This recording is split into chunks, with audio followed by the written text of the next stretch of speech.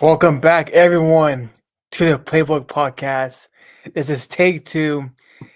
Something happened last night where I forgot some stuff to say, so I deleted it. And so don't freak out, but we're back.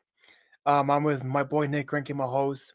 Jaden's out for the night. With I don't we will respect that.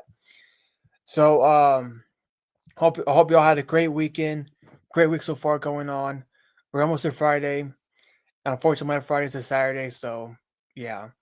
Anyways, what's up, Travis? Hope you're doing good, bro. We got a lot to talk about tonight. We got some football, Texas Tech stuff, NBA stuff, Tiger Woods stuff, unfortunately. Oh, mm, Um, NBA stuff coming up, and of course, Stephen A. Smith. So we're gonna get started right now. So Monday night happened football. We had two doubleheaders on ESPN and ABC. The Chicago won 25-24 by field goal. This was a weird game. Caleb Williams had one touchdown, zero interceptions, 252 yards from the passing. Jaden Daniels on the other side had three touchdowns, 211 yards, one interception, and 19 from 26 completion average attempts. So Nick, start with the Bears for a second. Um, so should how do I word this? Okay, I'm not sorry guys. I'm trying to. This is my first time hosting with Nick. Um, should Chicago be Should Chicago be impressed by this win, or should we be in panic mode? um, so yeah, real quickly. Sorry I was gone yesterday, guys. I've been under the weather. If I sound a little weird, that's still not feeling great, but we're getting there. But no, Monday night, the Bears. I thought they had a really good win against the Commanders. The the Bears. This is kind of the first, really big win since Ben Johnson has been the head coach. I feel like it's been his best win so far. He's going up against a good head coach in Dan Quinn, a good team. Jaden Daniels is back. You guys know how high I am on Jaden Daniels. He was my MVP pick. I had this Commanders going to the Super Bowl. Obviously, he got hurt. Things got derailed a bit, but Jaden Daniels is back, and he did have three touchdowns. He had the interception. He also had the fumble when he was handing the ball off to Ja'Cory Krosky-Merritt. JCM, the running back, he did kind of mishandle that handoff there, and it kind of it did definitely derailed the game for them there. But no, I thought Caleb Williams played really solid. He didn't do anything crazy, but he didn't really have to. I liked how he was kind of in control of the game, didn't let anything get out of hand, and they really got DeAndre Swift going. I think his best excuse me, his best game as a Bear, 14 carries, 108 yards. He also had 67 yards through the air on two catches and a touchdown. I thought he was fantastic. I thought, and I just think that overall, this was really good from the Bears. The Commanders are one of the best run stopping teams in the NFL, and they were able to get DeAndre Swift really going there, which I think is a huge W. So no, I'm very happy for the Bears, happy for Caleb Williams, happy for Ben Johnson. This is a win you can build on. In the NFL, you need good wins to build on. This was a great win. Huge shout out to Jake Moody. He probably saved his career in Yeah, this game. I know he struggled a lot as a Niner, but he hit that game winning field goal, and hopefully he can really get going. He was drafted pretty high for a kicker. He has a lot of talent. Maybe now that he's not in such a I mean, playing in Chicago is you're still going to be under a lot of pressure, but I feel like playing on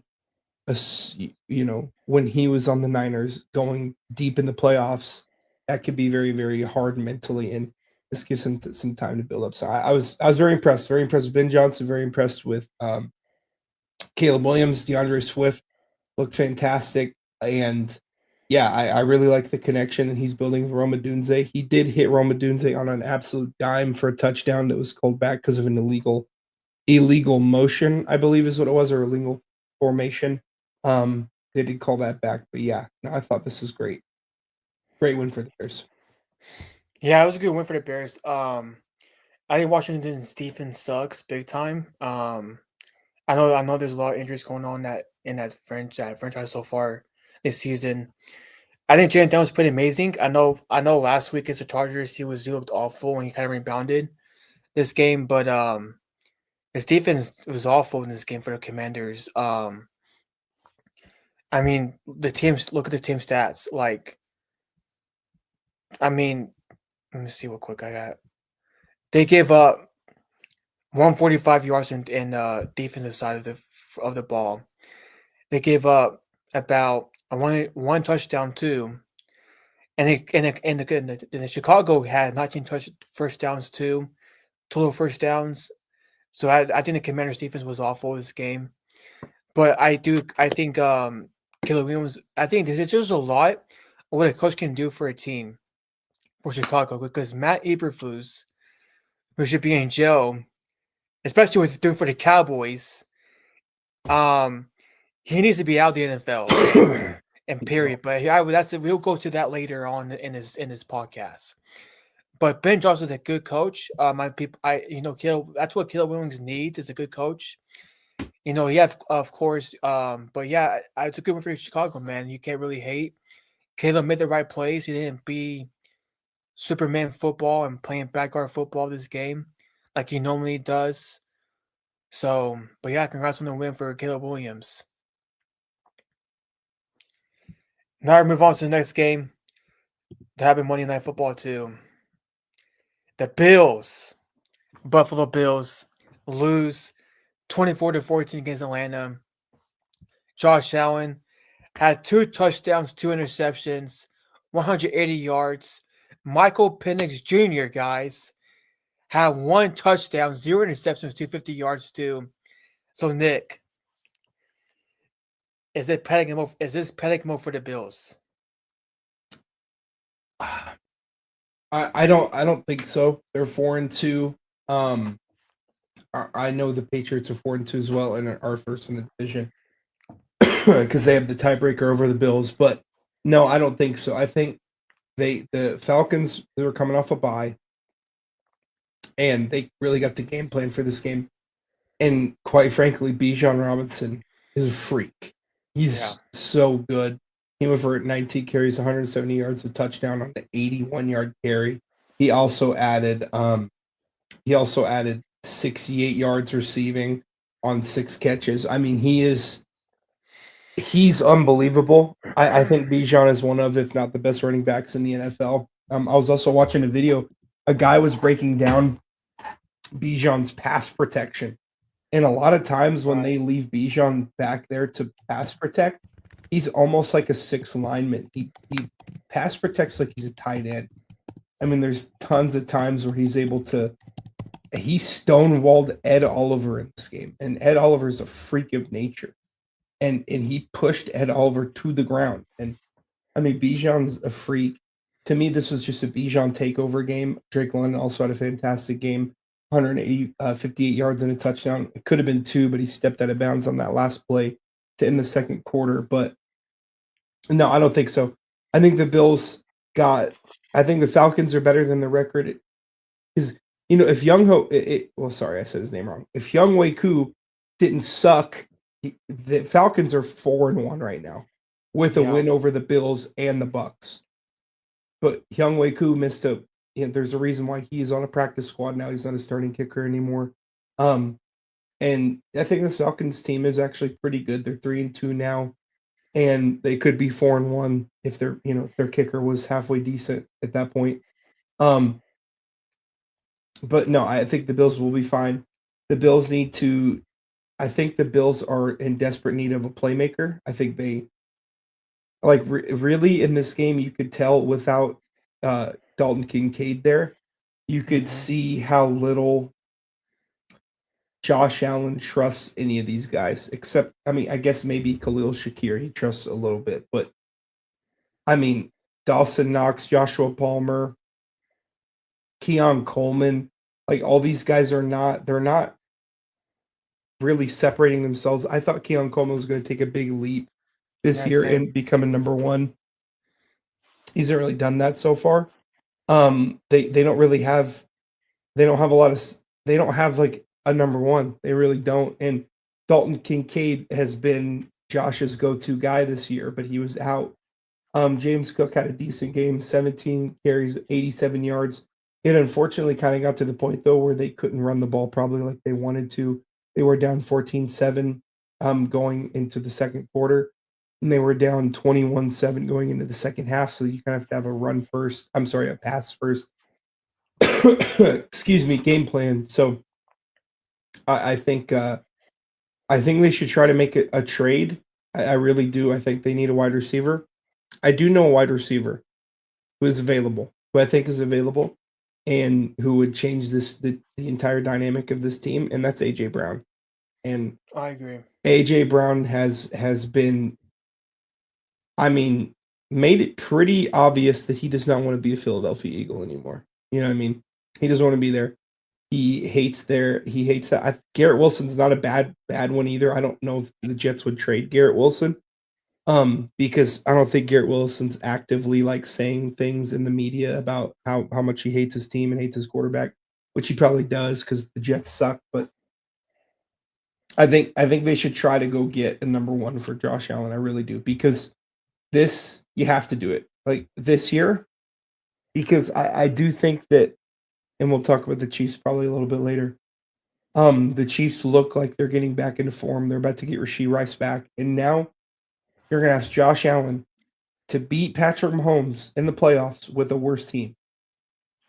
He couldn't do it with a better team last year. I think the Bills had a better roster than the Chiefs did last year. He couldn't do it then. You know, because last year it was rookie Xavier Worthy, Noah Rashee Rice, Travis Swift in full form. Like, you know, just because Travis Kelce has actually looked pretty good this year. He I'll give did. him that. But He has. It was looked a lot much better. faster. He looks a lot quicker than he had in recent years. But now they're going to have Rashee Rice, Xavier Worthy, who's taken a big leap in playmaking, and all of a sudden Tyquan Thornton is this deep ball machine with Patrick Mahomes. Apparently, yeah. And they're developing a lot of chemistry there. Kelce looks good. The running game with the Chiefs is still not great. Patrick Mahomes is still their leading rusher. But the thing is, if their passing game explodes like I think it will with Rashee Rice, and it already kind of has, they scored 30 on a really good defense last week. Or I guess the Lions aren't like a really good defense, but like still they're scoring a lot of points. I think that the Bills have to match Chiefs. Yeah. I'm really worried about this team defensively. They got diced. I mean, okay, Bijan will probably dice anybody. They're like, he's incredible, but this is back-to-back games where this Bills team has lost and hasn't looked great. You know, they lost to the Patriots. That was a really bad one. They lost to the Falcons, but I think Josh Allen's good enough to keep them afloat. They did lose to Damar Hamlin. Yeah, the Bills have struggled, and you know their O-line has dealt with some injuries too. But for me, the main thing is I think Josh will keep them afloat. I think it's not panic mode in terms of you're going to miss the playoffs, but they got to do something if they want to compete for a Super Bowl this year, whether it's bolster the defense somehow or get Josh Allen a number one. Josh Allen and AJ Brown, that would be crazy. You know what I mean? So Yeah. well, we'll see. But yeah, I don't think panic mode yet. Yeah, I agree with you. I think it's not panic mode yet, but I do agree with you. I think they couldn't get anything going on Monday night because this team so far is point scores if they're fourth according to PFF, fourth. But for me, it's their defense that's a little bit worried too because they're 26th in defense and passing and defensive rushing too. They need to fix that in the offseason or even the trade deadline coming up.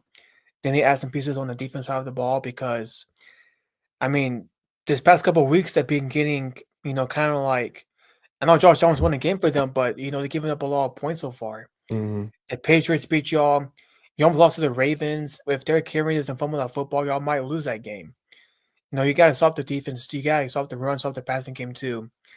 And, man, Another thing too is I think I was kind of surprised that Keon Coleman went quiet on Monday night. Because Keon Coleman has been venom so far this season. He's been amazing this season.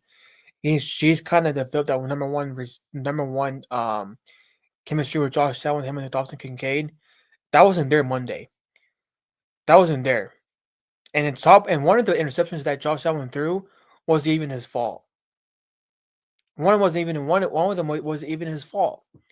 He just there's no receivers there. So I agree with you about the Chiefs and the Bills, and the Bills need to match the Chiefs too. Because here's the deal, guys. Patrick Mahomes and the Chiefs are coming this season now. I think they're mad about what happened last season. I know they got written off so much this season, especially early in the season by the whole media, including myself and Nick and Jaden. But they're coming, guys. And Rashee Rice comes back. Man, Travis Kelce comes back too. The only thing that the Bills have over the Chiefs, though, is a running game. The running game is really good. That's it. Yeah, That's about it. Their defense, Chris Jones has awoken now. He has literally been awoken. He's a monster. Okay, so if I'm the Bills, go get defense for sure. Go get defense. Go get a number one receiver. Y'all should have kept Amari Cooper last season, but y'all didn't do that. So, but it's pending mode yet. I agree with you about that. Yeah. And I think Joe Brady should make it a point to get Keon Coleman involved more. Yeah.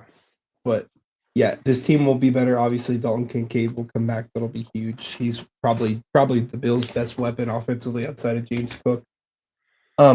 Best target for Josh Allen, rather, is a better way to say it. So, but I don't think that this team, as currently constructed with the injuries that they've dealt with, and because when I said the Bills were the cream of the crop in the AFC, in my mind, Keon Coleman had taken that step to wide receiver one, and it seemed like he's regressed over the weeks.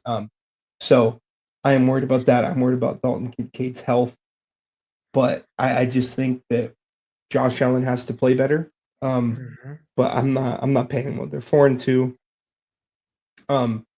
They should make it to the playoffs. They might lose their division. The Patriots look really good, but I think I trust Josh Allen to be able to turn it around and keep this team afloat, and we'll see if they make any moves. But yeah. Yeah, I agree with you, man. They need to get some moves big time because here's the deal, man. In my opinion, I think that it's between the Chiefs and the Bills, and maybe the Steelers too, as the three best teams in the AFC right now.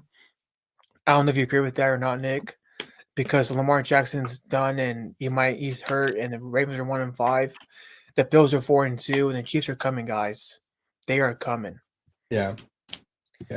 But moving on to Thursday Night Football, the New York Giants beat the defending Super Bowl champions 17 points.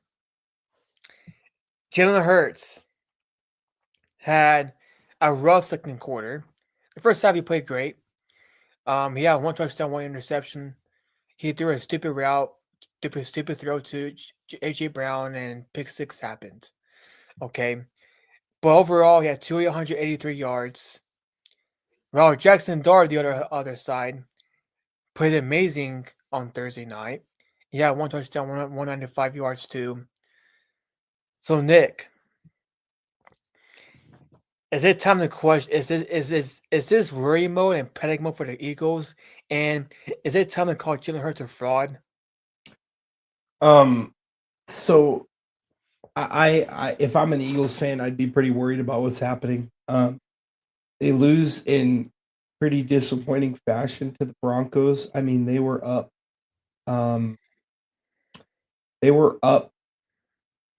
Let me see here, 17-3 going into the fourth quarter against the Broncos, and then they give up 18 points in the fourth quarter, go scoreless, and lose that game. Then you play, your division rival and seemingly a team that has been on life support up until they put Jackson Dart into the starting lineup, and you get blown out. You score 17 points. Jalen Hurts looked horrible in this game. He missed a wide open I mean, a wide open Devonta Smith, it would have been a walk-in touchdown. He overthrew him. Um, I'd be definitely worried. Saquon Barkley, it seems like they just don't even care about trying to get him involved this year, which is really strange to me. Yeah. 12 carries, 58 yards. He hasn't really been a factor receiving either. 2 catches for 9 yards in this game. I would be extremely concerned if I'm an Eagles fan, for sure. Jackson Dart looks great. He's playing the game very high level as a rookie. He makes some incredible throws. Him and Scadaboo is a very, very good rushing tandem. Scadaboo 19 carries, 98 yards, 3 touchdowns. Jackson Dart 13 carries, 58 yards, a touchdown. Hard to deal with that. It's hard to deal with that for sure. I mean, yeah, 2 rookies. Jackson Dart's the definition of a frat guy. Cam Yeah, he's Scadaboo's the crazy, guy. bro. Cam Scadaboo's the guy that you'd be pretty nervous to bring around your friends because he's just gonna scream and Yeah. yell. He brings a lot of You should see him. You should see him in post game, bro. yeah. On I Prime. It saw, was I crazy. saw it. I saw it. He ripped his shirt off, and then Ryan Fitzpatrick ripped his shirt off, and they started yelling. Cam That guy's Scadaboo crazy. definitely has brain trauma already as a young man, but he should seriously wear a guardian cap. He seeks out contact way too That much. guy's crazy, dude. It's very concerning, He's but so crazy. it's very, very concerning. Hope But no, he'll turn to Aaron Hernandez. I don't Hope he doesn't, bro. Because look at him. I He don't was the think same. I don't think he will. Aaron was the same way, dude. Yeah, but there's been a lot of people like that. Aaron Hernandez was just anyway. Yeah, so the for me, I think the Eagles they were like the 3-yard line and they ran 4 straight tush pushes. Dude, I don't know, man. I mean, like, bro, you have Saquon, just run the ball. Just run the ball. Like, I feel like they are so focused on the tush push that the rest of the game, it's like you're not getting Saquon involved. You're not getting your multi-million-dollar running back touches. Like, just throw a fade to AJ Brown. He's 9 feet tall and has a 70-inch vertical, and he weighs 250 pounds. Like, I don't know. I think it's definitely karma for the Eagles.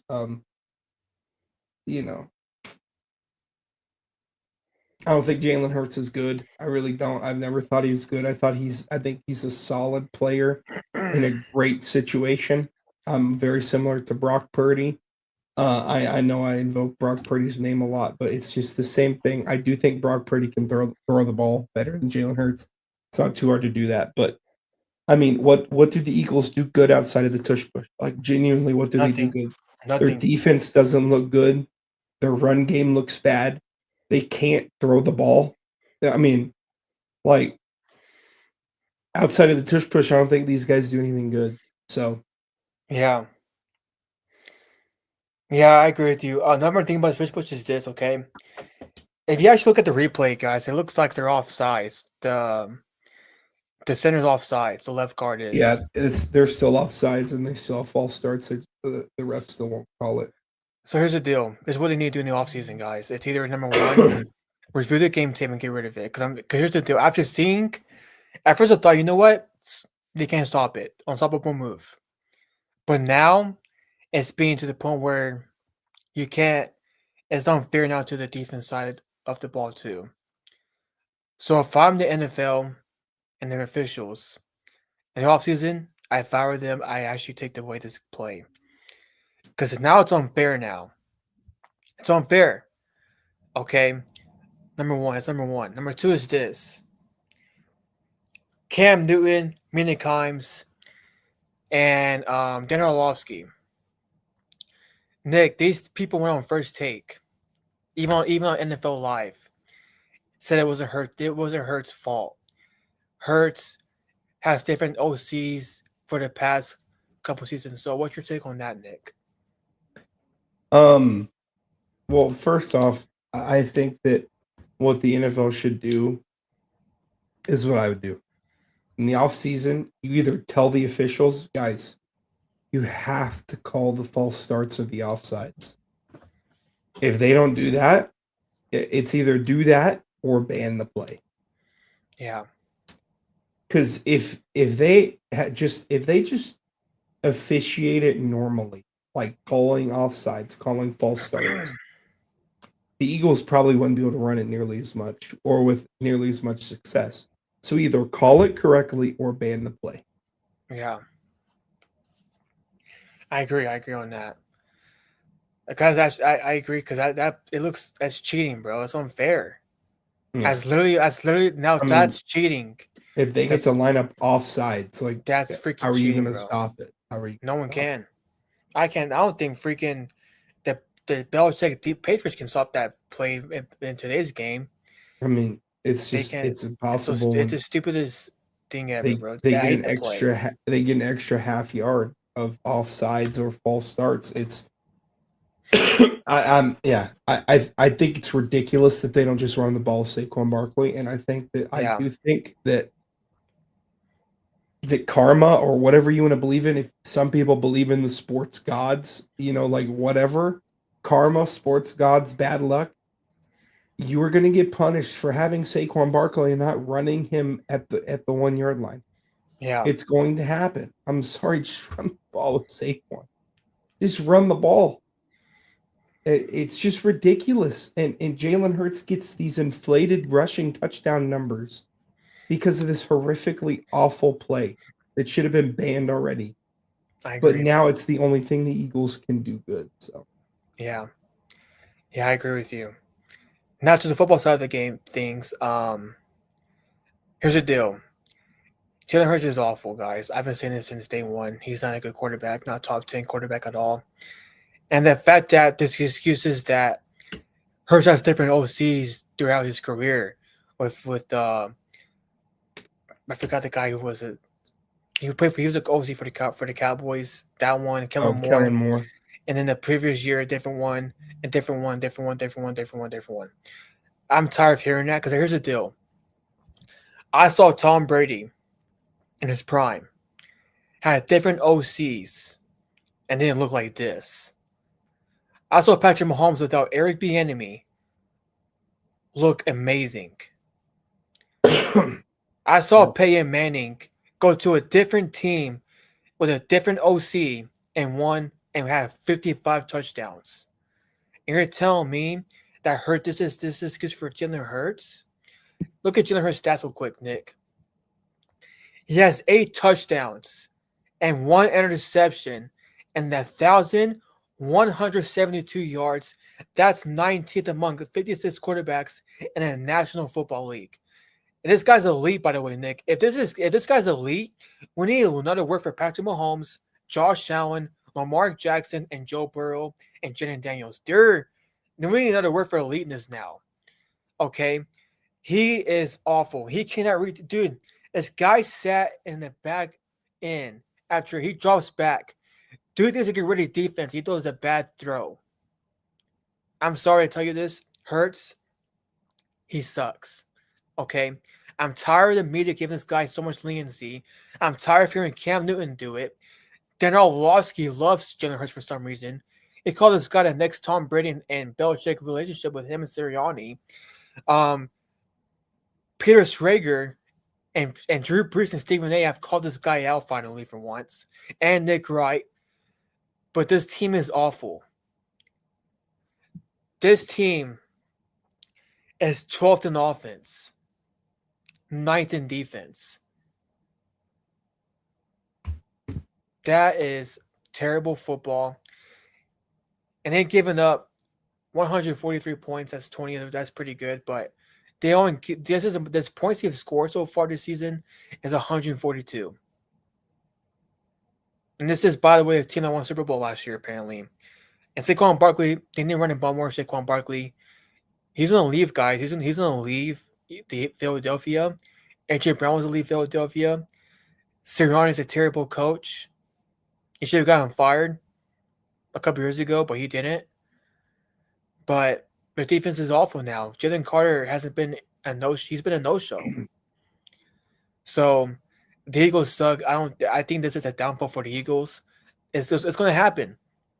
It's going to happen like it happened 2 years ago. The Bucks are better than them. The Cowboys might be better than them. The Cowboys might beat them in a couple weeks. The Packers are better than them. The Lions are. The Falcons definitely are now, probably. The Rams are, despite that the special team is missing kicking it low and get a block. They're better than the Eagles. Chicago's better than the Eagles. That's 7 teams better than the Eagles. 7 teams. So this team is going into a downfall. I already know it. The Giants are also better than the Eagles too. Jackson Dart played amazing on Thursday night.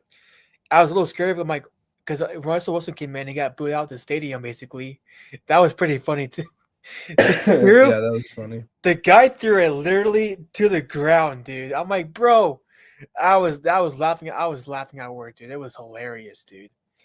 But it was so funny. I couldn't. It was funny. So Jackson Dart's an amazing quarterback. He's a future franchise of the league for sure. He had 1 rushing touchdown too. And it's Skibadoo too. Cam Skabadoo. Scabadoo. He played amazing too. I think he needs to calm down a little bit about the way he runs and doing backward flips and all that stuff and cartwheels in the end zone. He's gonna get hurt, dude. He's crazy. Props to that guy. So that's my takeaway of the game. Is there anything you want to add to that, Nick? No, I like it. Yeah, that team sucks, dude. Now we're gonna go to the Rams versus Baltimore. The Rams win this game 17-3 in a weird game. Matthew Stafford had 1 touchdown, 181 yards, and the Ravens are 1-5. That's a big story so far. So Nick, are you gonna make the playoffs? I am a bit worried about the Ravens. They're 1-5. They've dug themselves quite the hole here. Excuse me. And so they have the bye week. Lamar will probably be back against the Bears week 8. They go Bears, Dolphins, Vikings, Browns, Jets, Bengals, Steelers, Bengals, Patriots, Packers, Steelers. That's not the hardest schedule. I think the Bears, Vikings will be tough games. I think they should handle the Dolphins, Browns, and Jets pretty easily. They play the Bengals week 13. I don't know if Joe Burrow will be back by then or not. I don't know what the projections are on his injury, if they're thinking he'll be back before December or not. But yeah, if Joe Burrow's there, those are going to be tough games. They play the Steelers. The Steelers have always played the Ravens tough, and the Steelers look really good this year. That's going to be a tough game. The Patriots game's all of a sudden very tough. So they have a pretty tough end of the schedule. If Joe Burrow's back, they go Steelers, Bengals, Patriots, Packers, Steelers. That's a pretty tough way to end your season. And they're already 1-5. Obviously the team will be better with Lamar there. They'll be able to score, but I am worried about them missing out on the playoffs. I think if they lose against the Bears and they're 1-6, I think they might shut Lamar down for the rest of the year and just let him get completely healthy and just call it a chalk. I don't think that I think that's what they should do, but I don't think that's what they will do, because I think if they miss the playoffs, John Harbaugh will be fired. yeah, I do believe that. So they probably will try to fight for that playoff, that 7th spot, but I don't know if they're going to get it. Yeah, I agree with you. This is a Ravens stats so far this season. They are 30th overall, 22nd in offense, and 28th in defense. That's terrible. It's not ideal. That ain't the Ravens' core at all. The Ravens' defense usually is brutal and tough, with the Ray Lewis of the world, Ed Reed of the world, Terrell Suggs of the world. I mean, back in the 2012s, 2010s era, even last year, they were 3rd in defense, 1st in offense. tell you what, guys. This is concerning, guys. I really am concerned about the Ravens. Even with Lamar Jackson healthy, their defense has been awful. Derrick Henry is fumbling the football all over the place, and he did good. He didn't hit a fumble yesterday on Sunday afternoon, but he probably was the best player on offense because he had 122 yards in rushing. So if I'm Joe Harbaugh, feed the ball more to Derrick Henry, guy. Feed the ball more for Derrick Henry, and you better pray fast that Lamar comes back to play, because this team right now is 1-5. No, I don't think anybody thought that this team would be 1-5 right now. Nobody would have thought that. I wouldn't have thought that. If you would have asked me at the beginning of the season that they would be 1-5, I would have laughed at your face and go tell you to get drug tested or call the cops on you. I would have done that to you, bro, if you told me the Ravens would be 1-5. But they're 1-5 right now, and the Steelers are first in the division right now. It's gonna be tough to get that first seed and 7th seed too, because, man, I don't know, bro. I'm concerned about the Ravens big time. I'm really concerned about the Ravens. Yeah. And here's the deal: the Ravens lose. Here's the deal: if Ravens don't make the playoffs, I do agree with you about this. Harbaugh will be fired. He'll be fired. Yeah, I believe so. But anyways, that's crazy. Now to the next game. What this next game? The Dallas Cowboys lose 27-30 freaking field goal. Rico Dowdle had 183 yards. Bryce Young looked like Alabama Bryce Young with 3 touchdowns and 199 yards. Dak Prescott played amazing though. Yeah, 3 touchdowns, 0 interceptions, 261 yards in the air. Nick, what happened to the Dallas Cowboys? It's just, if Dak doesn't score 30 plus, they lose. It's just the way it goes. Dak goes for 261 yards, 3 touchdowns. He looked incredible, like he has all year. 124 passer rating. Scores 27, and his defense gives up 30 to Rico Dowdle and Bryce Young. Rico Dowdle, 30 carries for 183 yards. He added 56 yards and a touchdown through the air. Kaderota McMillan had a nice game. Only 29 receiving yards, but he caught 2 touchdowns. The young rookie. This secondary, okay. It's funny. They traded Micah. Why did they trade Micah? What did Jerry Jones say? Stop the run. Stop the run, gal. He wanted to stop the run. And Rico Dowdle carries the ball 30 times for 183 yards, and Kenny Clark played. I do agree with you, Travis. I actually do think the Panthers are better than a lot of people think they are. But I think that this is not. They went. That Falcons game was really weird. The Panthers scored 30 and held the Falcons to 0. That was a really weird game. But the Panthers have some really quality wins over the Falcons, who I think is a very good team. They did beat the Dolphins in a big time comeback. And they beat the Cowboys, but they did lose 42-13 to the Patriots. I don't think this is a game the Cowboys should have lost. With the Eagles faltering and the Commanders kind of sitting there 3-3, this could have been a big game to get you at 3-2-1. I hate the 1. It's so stupid. I don't want to talk about the thigh, but unfortunately, if Dak doesn't score 30 plus, they lose. The Falcons did really well holding Javonte Williams, kind of his worst game of the year. 13 carries for 29 yards. It was all on Dak. George Pickens was fantastic again. 9 catches, 168 yards, and a touchdown. But this See, the problem with that, Travis, is that this defense is so atrocious. They're 30s. They're dead last in defense. They're So 32nd. Oh my they god. play the Commanders, Oh then they man. go. Oh my So they god. play the Commanders next week, then they go to Denver Oh my and play god. that defense. They play the Cardinals. They get a bye, and they go Are you ready for this? Raiders, whatever. Eagles doesn't look like it should be as hard of a game as we thought, but then they go Chiefs, Lions, Oh shoot. Vikings, Chargers, Commanders, Giants to end the year.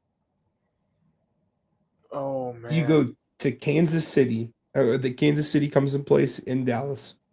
Then you go to Detroit. Then you get the Lions and the Chargers. That's the Vikings and the Chargers. That's a tough stretch. Who's gonna get us help, Travis? Who? Where are the Cowboys going to get help from? Myles Garrett? Because it's the only guy that's saving this team. I tried that. I tried. Stephen A. said no to me. If the Cowboys go 12-4, I will give you $1,000 cash. Yeah. Yeah. I will. Overshown's not going to help the run defense. That's the problem. Yeah. Overshown will help the pass rush, which will be very nice to have. But the problem is the Cowboys still can't stop the run. And like Jerry, bro, Kenny Clark is not the magic potion. And Matt Eberflus is so bad at his job. You know what he said? This is what Jerry Jones said on the radio show today. He said that, you know what? I think Matt Eberflus is the best defensive coordinator right now. He's doing a heck of a job. Okay, here's the deal. He's 90 years old and senile. Jerry Jones, dude. He's like Joe Biden, bro. I agree. I really do agree with that. Here's the deal, Jerry. First of all, happy belated birthday. No one cares, bro. Here's the deal, Jerry. You're 83 years old now. Okay? Matt Eberflus, out of everybody in the entire NFL, you get him. They're 32nd in defense right now. You know how many teams there are in the NFL? 32. 32. They're dead last in defense. Dude, this is so And their offense is ranked 5th. If the defense was 15, this Cowboys team is probably 5-1. I agree. Because look, if they have a halfway decent defense, they probably beat the Eagles week 1. They beat the Packers and they beat the Panthers. Yep. They're 5-1 with that only loss coming to the Bears. If they had a top 15 defense. Yep, I agree with that, man. The defense sucks, dude. They suck. And it showed a lot, too, because I've never seen Bryce Young play that good since Alabama.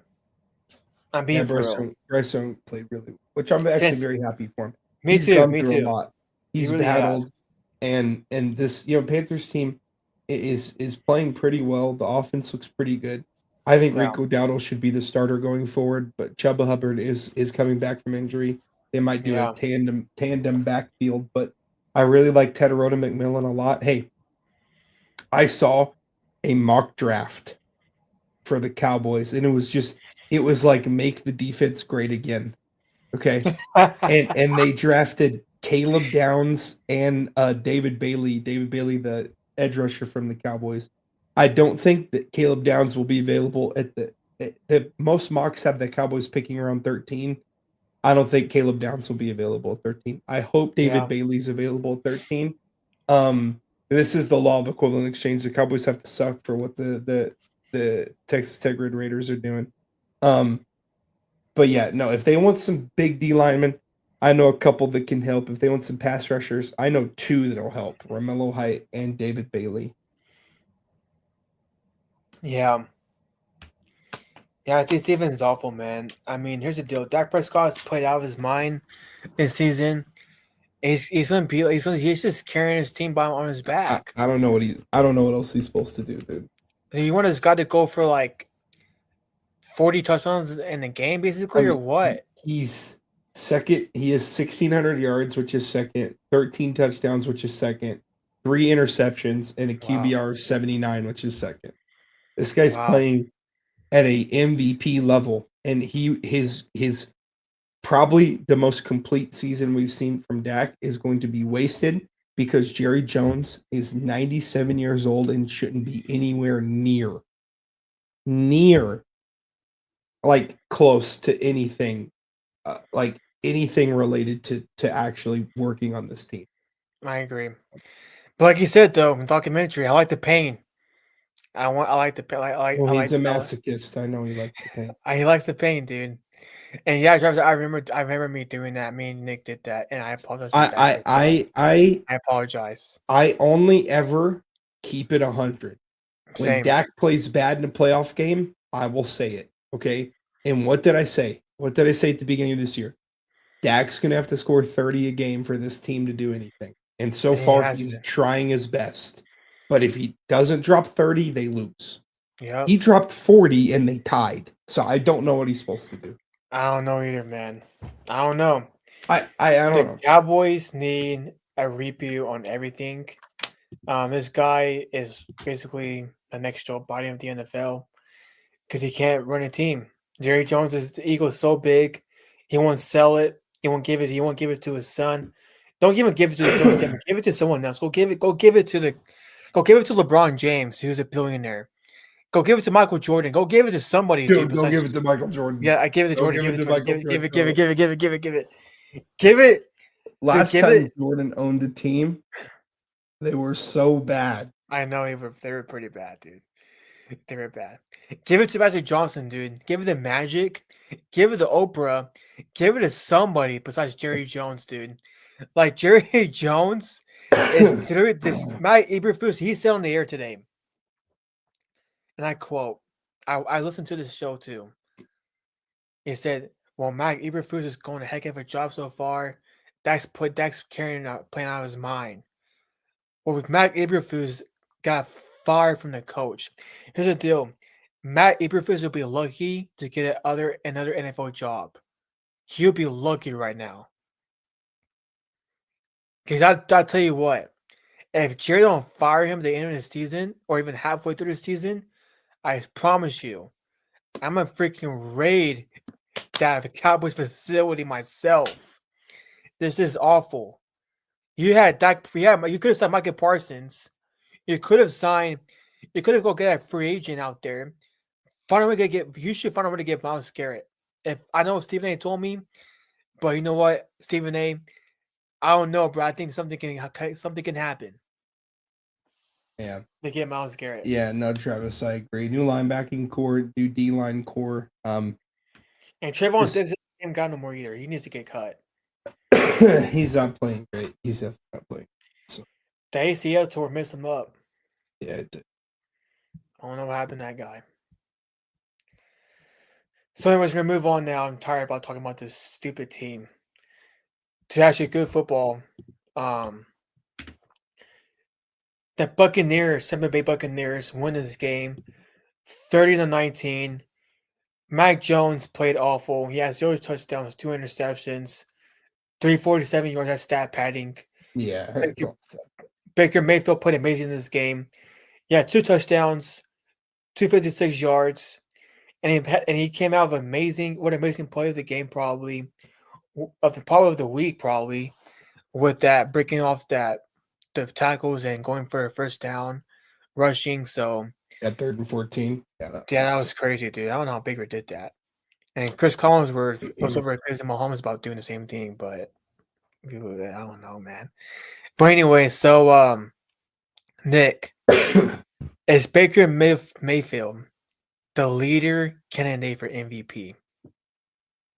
If the season ended right now, Baker would be the MVP. He's got the stats, the 1,500 yards. He's 4th in yards, 12 touchdowns. That's tied for 3rd. Only 1 interception and a 71 QBR, 66% completion percentage. So he has all the stats, right? Yeah. But he also has this guy. Okay, Are you ready for this? This was who he threw to. So now Mike Evans is out, Chris Godwin's out, and Emeka Ibuka went out in this game. The rookie sensation went out with the hamstring. So this game, this is who he threw to. Are you ready? Yeah. Rashad White, Cameron Johnson, Tez Johnson, Cade Otton, and Sterling Shepard. That's who he threw to this game. Wow. Okay. And Tez Johnson is a rookie. He had a 45-yard touchdown pass. And this guy, he has not played, he's gotten literally no playing time. He scored this touchdown and the crowd started chanting MVP. He said, are they talking about me? MVP? And then he said this, Tez Johnson said this, that said that one of his teammates came over and he was like, are they MVP me? He said, no, dude, they're talking about Baker. So it's like he's on his fifth and sixth string wide receivers. They've had a little bit of O-line injuries. The defense has stayed somewhat relatively healthy, which has been nice. Levante David, who's one of the best linebackers, Vita Vea, who's one of the best defensive tackles in the league. Hassan Reddick's still there. The defense has stayed relatively healthy, which has helped a bunch. But this offense is just, there's no reason he should be scoring 30. There's no reason at all. And I know that Fred Warner went out this game. He'll likely miss the rest of the season. The Niners are cursed, bro. I mean, Nick Bosa's out. Fred Warner's out. You know what? I blame them giving $40 million a year to Brock Purdy. That's why this is happening. Yep. You don't give $40 million a year to a guy who belongs in a freaking used car sales lot, okay? Like, I'm sorry. Like, this is Mac Jones' worst game as a starter. I don't really know what he's supposed to do at this point. Outside of Christian McCaffrey, I mean, he's got Kendrick Bourne, who again played a good game. Jake Tongs, DeMarcus Robinson, Marcus Valdez-Scantling, Brian Robinson Jr. Like, this team, the Niners are cooked.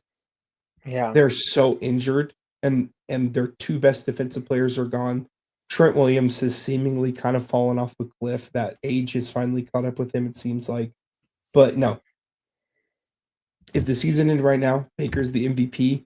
I'm going to talk about who I think will actually end up being MVP in a little bit.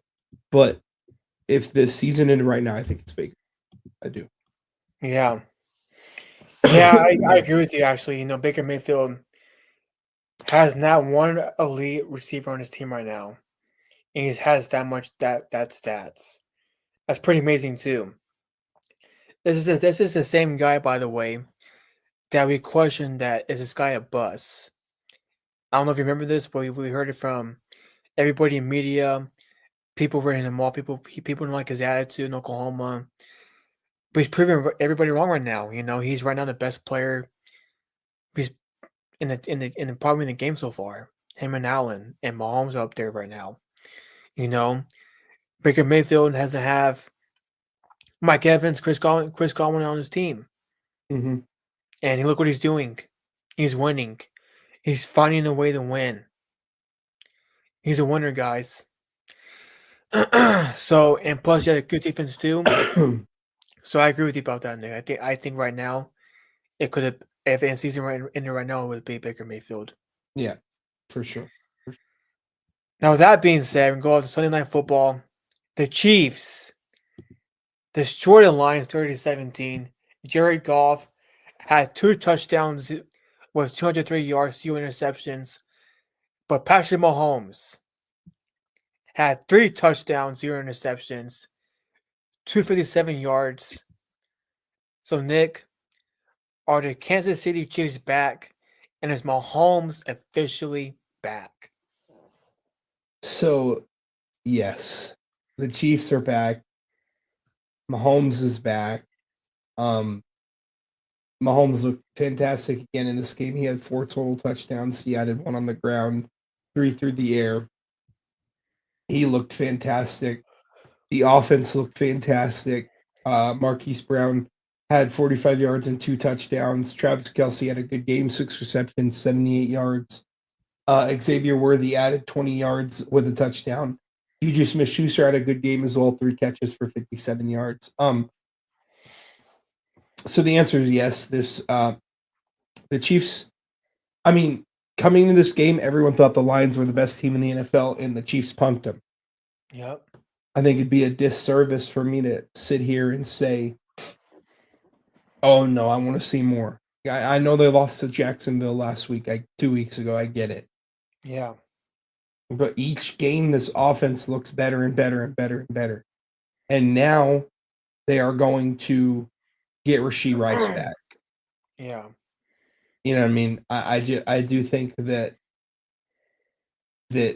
yeah, and like you can say refs, I get it, but the like there were a lot of penalties that were declined. So I know the 0 penalties I know they had 0 flags. They had a couple that were declined. Okay, so they had no penalty yards. There were penalties called on them, but I thought they played a clean game. I think for me it makes sense that in against the Jacks, the Chiefs had like 700 yards of penalties. Like I'm sure Andy Reid they probably had a very tough week of practice because of that. And they came out and they played very disciplined. They played good. Um, I mean, Mahomes goes for 257, 3 touchdowns, adds one on the ground, 132 passer rating. This team's about to get Rashee Rice back. Yep. The offense already looks a lot better than it has in, a long, long, long time. They're ranked, PFF has them ranked 8, which I think it'll go higher and higher. So they go 37 points against the Ravens, 28 points against against the Jaguars, which is a good defense, and 30 points against the Lions. They played the Raiders, Commanders, Bills, and then they get their bye. All of those games will be good tests, especially the Commanders. I think they have the best defense out of those 3. With Rashee Rice back, I'm interested to see how they play with Rashee Rice back. I think we'll see a lot more deep passes because Rashee Rice is very similar to kind of a similar play style to not Patrick Kelce. I almost said Patrick Kelce. Travis Kelce, where he works the intermediate middle of the field. I think that's going to open up a lot for Xavier Worthy, Marquise Brown, and Tyquan Thornton. And we're going to see a lot of deep balls. And it's just going to be really tough to deal with this team. The defense played really well. The Lions offense is a powerhouse, and they were held to 17 points, which, 10 of them came in the first half. So I think that if this keeps up, I think Patrick Mahomes will end up he's the MVP favorite right now. I'm going to make so you know how we get to switch our MVP pick before, what did we say, week 8? Yeah. I'm making my switch right now. Patrick Mahomes is going to be the MVP this year. Is it because of what Nick Wright said, dude? No, I don't give a dog what Nick Wright says about the Chiefs because he will glaze them. It's because this team is about to get he's about to get his number 1 back. Okay. And look at his numbers right now. 11 passing touchdowns, is tied for 5th. 2 interceptions, 1,500 yards. But what he's doing on the ground as well, because of what this team needs from him on the ground. Let me pull up his rushing stats this year. He's got another 4. He's got another 4 touchdowns on the ground, 220 yards. He's got 15 total touchdowns, 2 interceptions, over 1,700 yards of total offense. And I think he's just going to do this every week. I mean, they're about to get Rashee Rice back. They're going to look even better. He has a left tackle he trusts. And I do think that the health of the Buccaneers will make Baker's numbers fall off eventually. You can't do it each week without your 3 best wide receivers.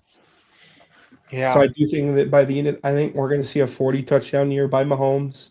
I think we'll see minimal interceptions. He's keeping good control of the ball. I think he'll have the numbers, the stats, and I think his team might end up being, 12-4.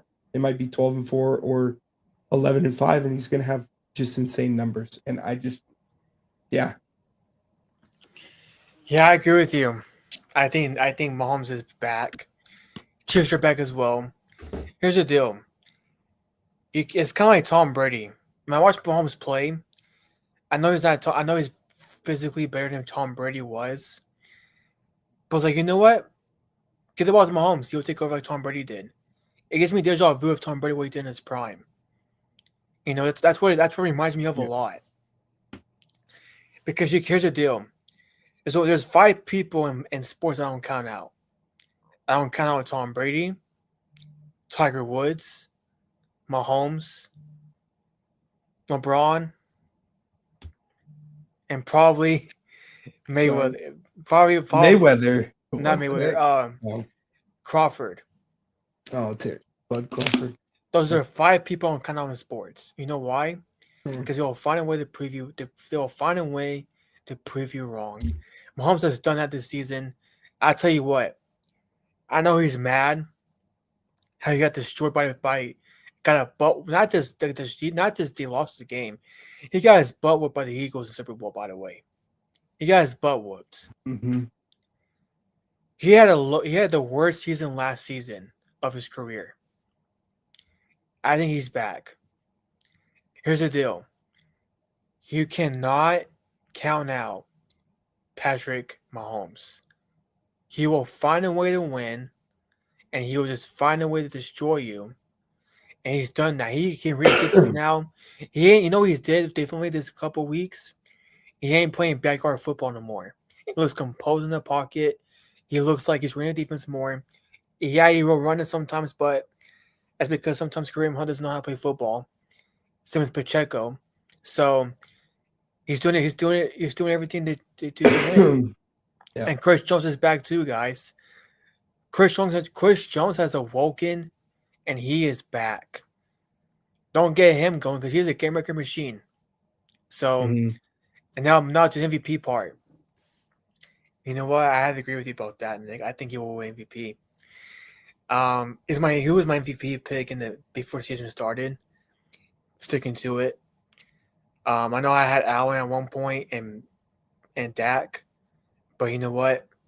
The way this guy's playing right now for sure is MVP front runner. Yeah. For me. Yeah. And I don't care. Call me a boss. Call me what you want, but I'm calling how it is. He's playing it out of his mind. Yeah, and I think he's going to continue to. And do they so. beat. And by the way, the Lions. By the way, the Lions. This is their stats so far. Okay, they are 3rd overall according to PFF, 4th in offense, 4th in defense. And Mahomes dropped 30 on them, and their offense scored 17 points. Yeah. Yep. Yeah. Now we're gonna move on to something happened. I saw. This is so stupid. I had to talk about this, but I had to do it. So a former NFL player went on a podcast and said Michael Irvin and Deion Sanders cannot play in today's game. So Nick, what's your thoughts on this?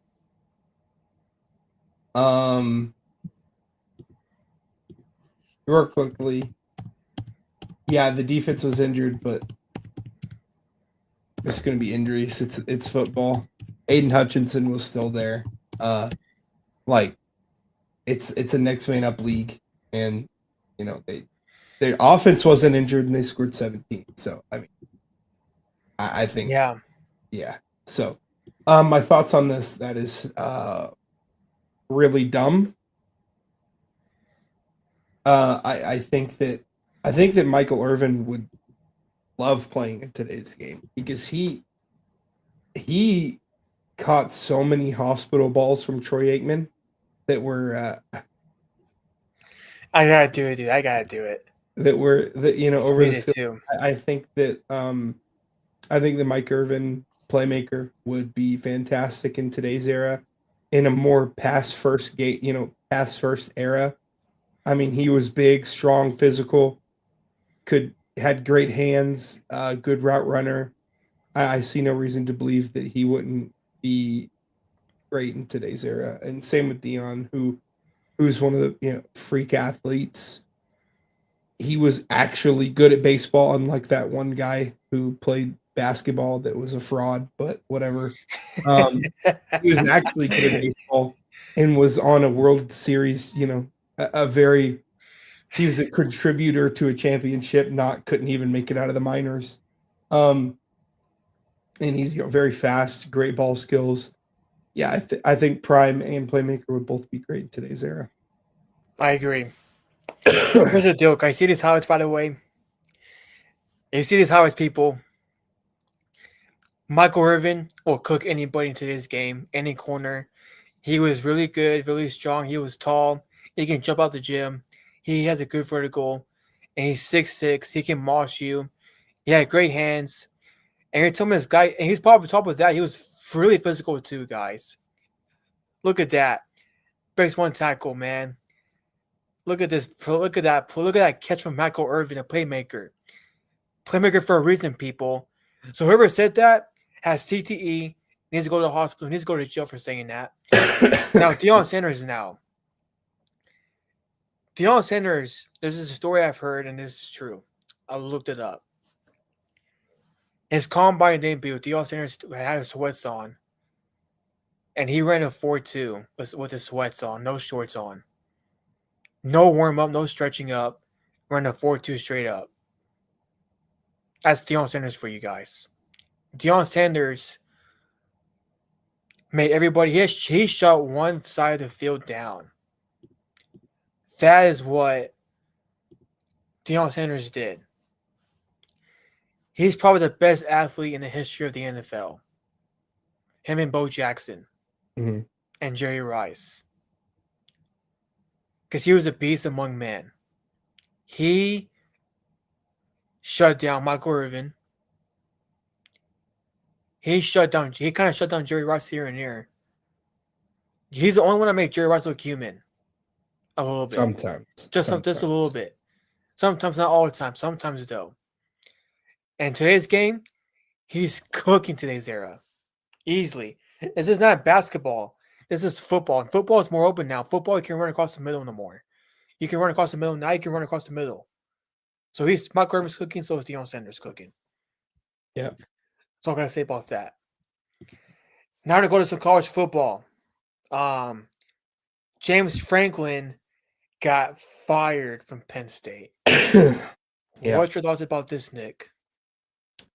Yeah, no, I think it's deserved. You can't be, as high as they were on the AP for so many weeks. A lot of people's favorite coming into this year and completely falter and play yourself out of the playoff before week 6. I think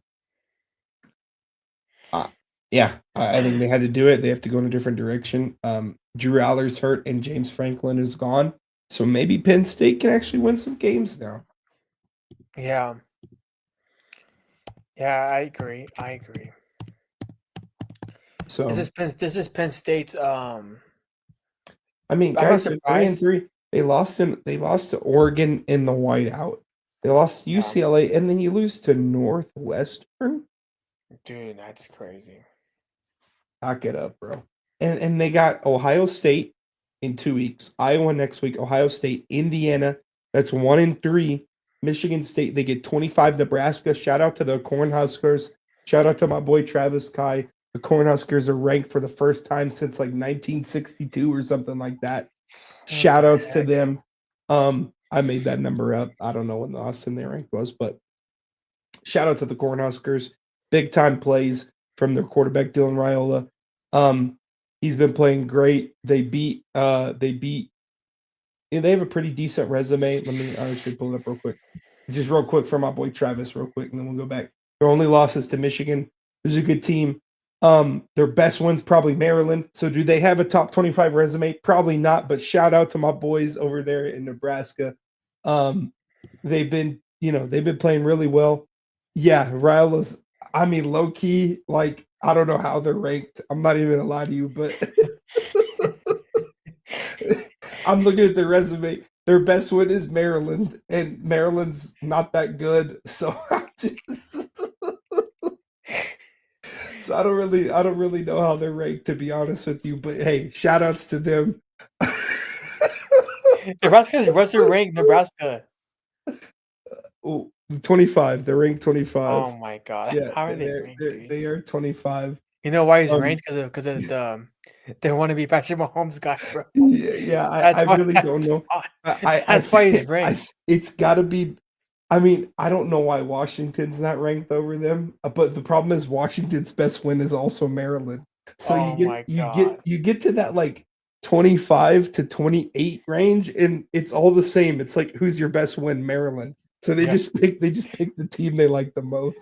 that's crazy, bro. But anyways, excuse me. Anyways, no, I think that you can't lose to who they've lost to, Penn State, that being 3 losses in a row.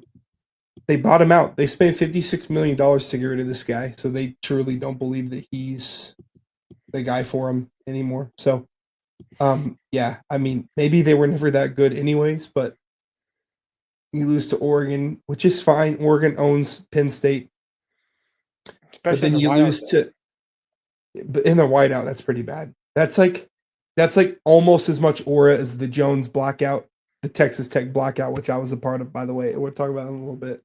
Almost as much aura, but you can't lose to an interim. Like it was okay. The UCLA guy, we talked about this.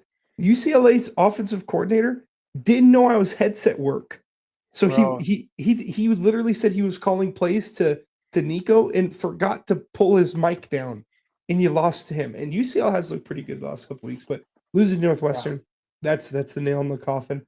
Hopefully they can turn themselves around for next year and have a nice recruiting class, nice transfer class. But yeah, Reckham, we're about to talk about them in a little bit, but yeah, go ahead. Yeah. James Franklin should probably think I'm glad he's fired. Because he was ruining his program big time, bro. I mean, this Yeah, team was second coming to college football in the season so far, and now that he got bounced out, bro, I ain't surprised. You lose to Oregon, you lose to UCLA, and Western something, bro. I forgot the name, school, his name. But dude, thank God he's out. yeah, It sucks. It sucks to see it though, because I know people might. Some of them are probably upset. I saw a report that the quarterback is going to sit out now because James Franklin got fired, which is dumb. But I agree with everything you said, Nick. yeah, for sure. Now we move on to the next game, the Red Rivalry, Red River Shootout. whatever it's called, dude. I don't care. This team sucks either way. I can't get it open. I gotta go to PFF now. Ah, Computer's glitching, bro. Okay, I'm gonna copy and paste it. Copy. I'm gonna paste it. I don't know why. I don't know why that happened. Anyway, sorry guys. Technical difficulties. Technology is stupid sometimes. So we got Texas winning 23-6. Archie Manning had one touchdown, 166 yards. Oklahoma, basically nothing except for a field goal. 2 field goals, basically. So, Nick, yeah. should we take it back everything we said about Archie Manning? No, absolutely not. Absolutely not. And here's why. John Mateer broke his hand. I know it's his left hand, not his throwing hand. He was rushed back into this game. Okay. Yeah, I agree. I agree with you, Travis. Obviously, you don't throw with that hand, but like he probably shouldn't have played this game. Um, this was more, in my opinion, Oklahoma not being as good as the voters thought. And here's the problem: the AP voters are to SEC teams as Chris Collinsworth is to Patrick Mahomes. The AP thinks the SEC is so much better outside of the SEC and the Big 12, Big 10 are so much better than every other conference. Oklahoma never should have been ranked as high as they were. Okay. Yeah. And like they beat Michigan, who is not as good as we thought. They barely beat Auburn. They beat Kent State. Okay, bro. Texas Tech dropped 70 on Kent State.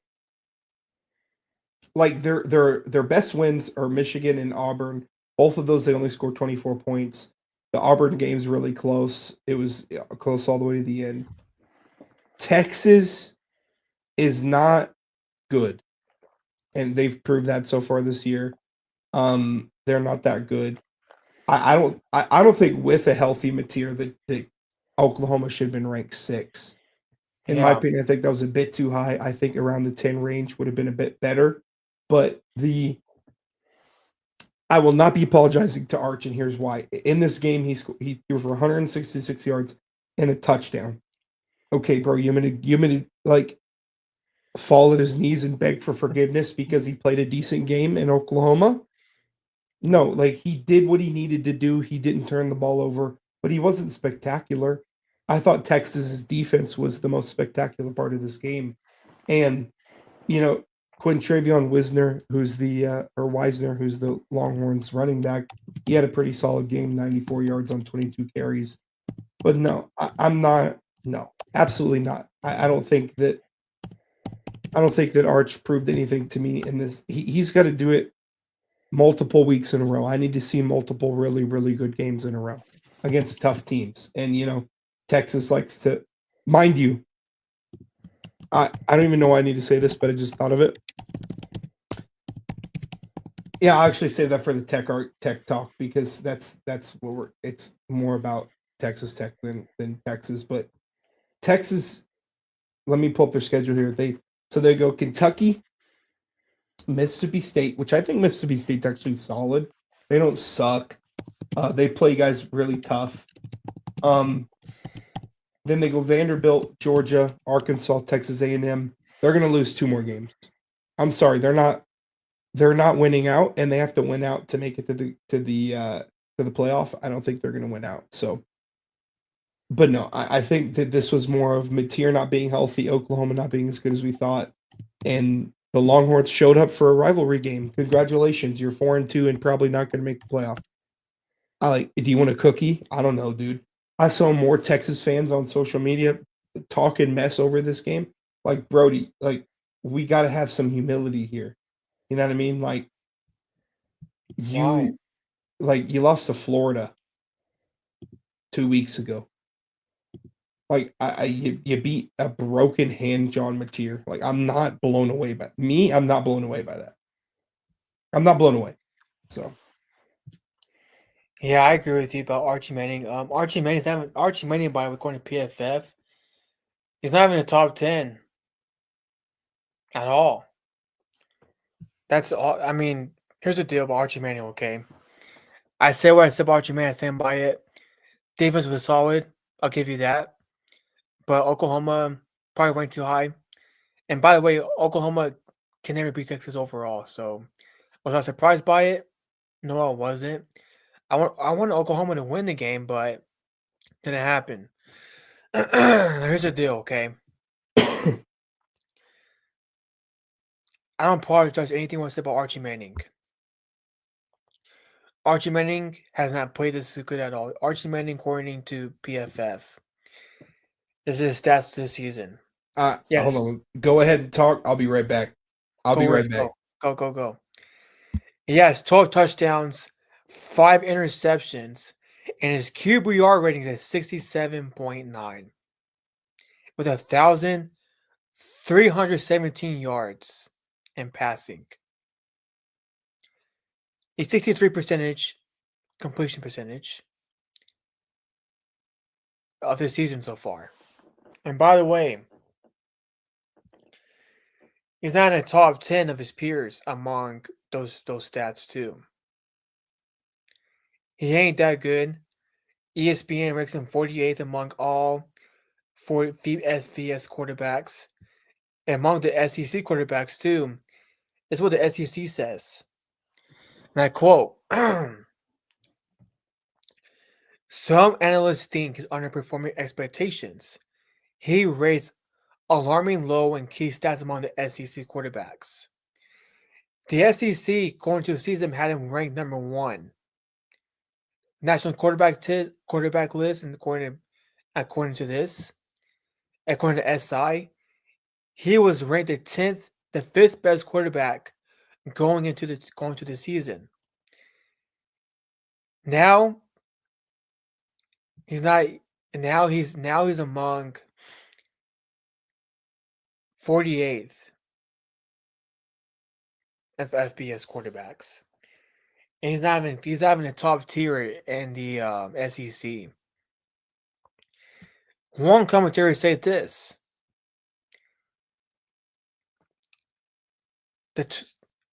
labels him among the 12 most disappointing players so far in 2025. As an SEC quarterback, he's viewed as some of the top candidates. But people believe he's overhyped and more cautious. That he is overrated. And here's the deal: without Manning on the back of his jersey, he's a nobody. He's a no-show. Texas sucks. Okay, Texas overall won't make the playoffs. They're done. They have their 21st ranked overall, but they're 2-4 on the rankings and 4-2 as a record. So here's the deal: they're not making the playoffs. They're not. So their season's over. Next week, y'all play. Let me look at their schedule real quick.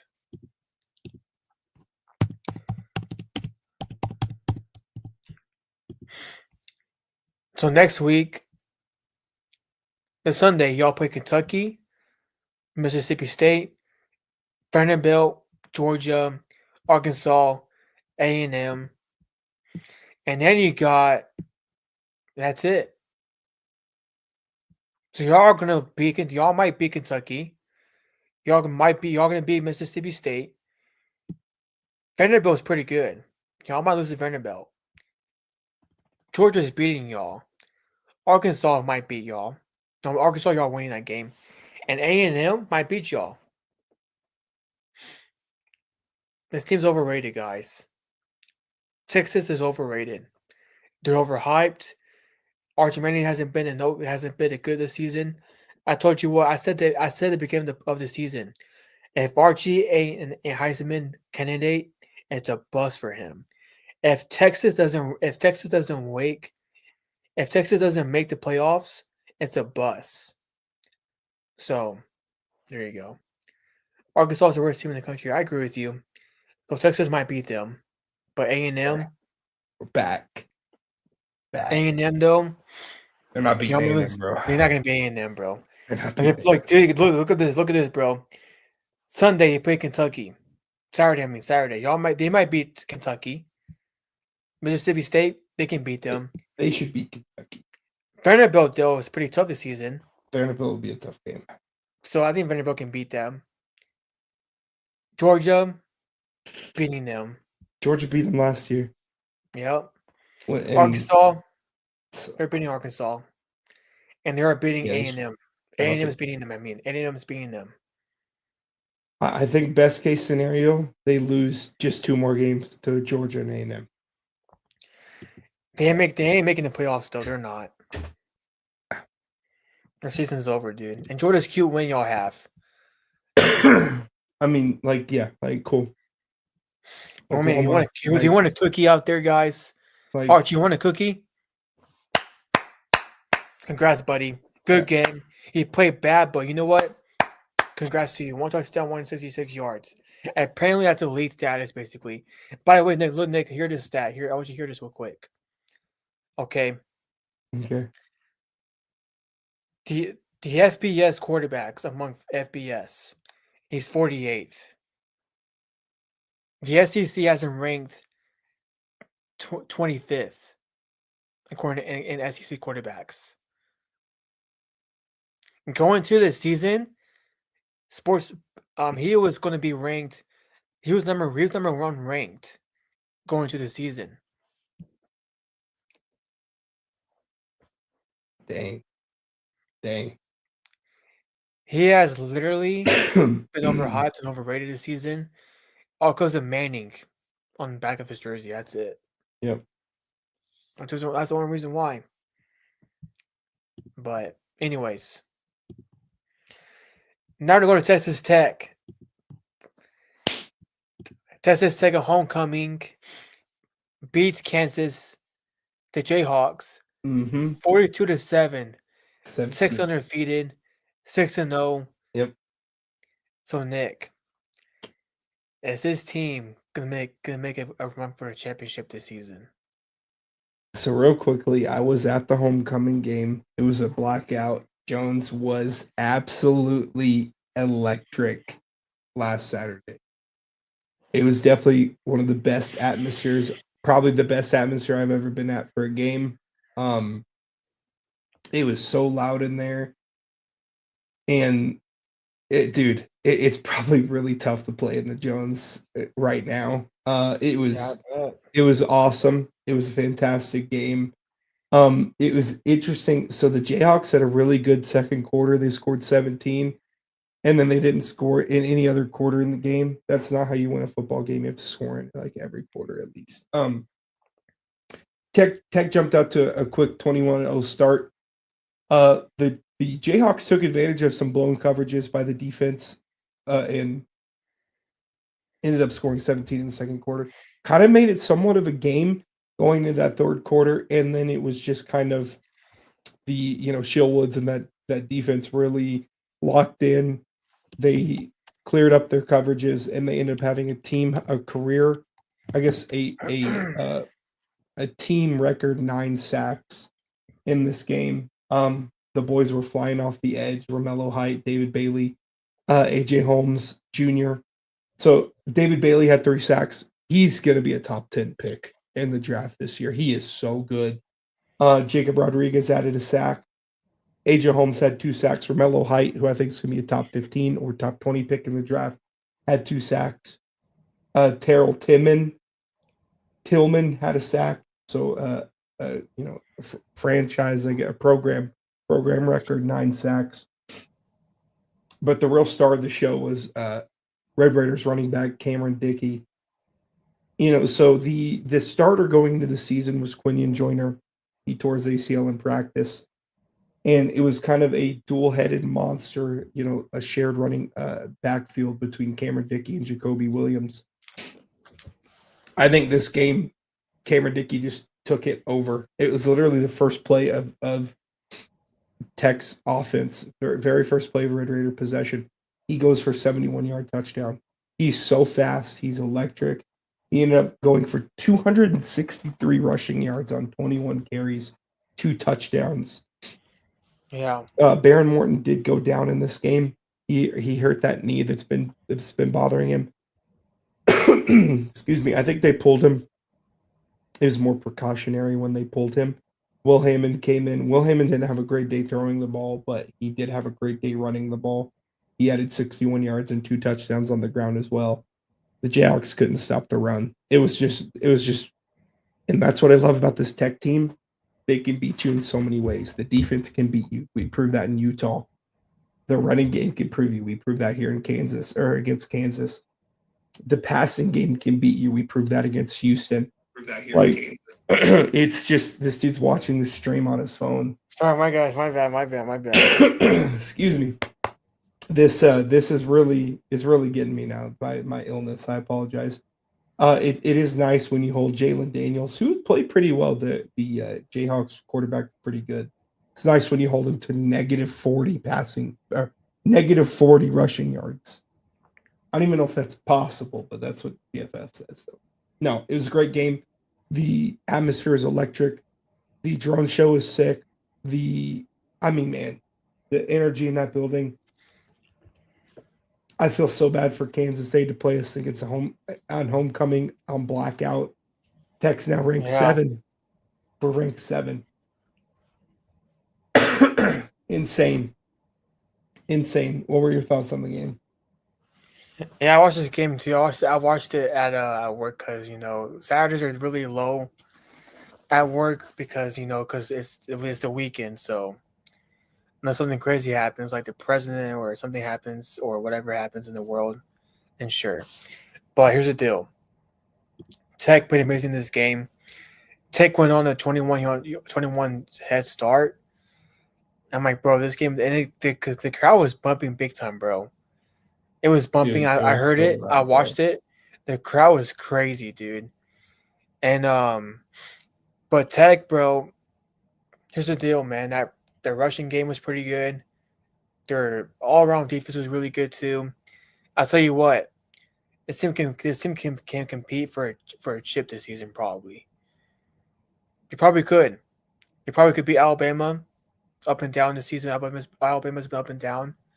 So has Georgia up and down this season. Ohio State, y'all might not beat them, but hey man, let's get a try. But tell you what though, Tech can probably make a run this season for the chip. And I thought it was a bit early for that, but each week I see teams across the country, like the high level teams, the Yeah, Oregon's, the Ohio States, the Indianas. Their games look very similar to what Tech is doing. They dominate every phase of the game. I think they might actually be able to have a run in the playoffs. I think the first and most important step that Tech should focus on is winning the Big 12. I think that should be their main goal this year. But if they win the Big 12, secure themselves a spot in the playoff, go undefeated. If they go undefeated, win the Big 12, secure a spot in the playoff, I think they go all in on trying to get as deep as they can in the playoff. I'm not saying they can win, but yeah. because if you think They about can it, compete.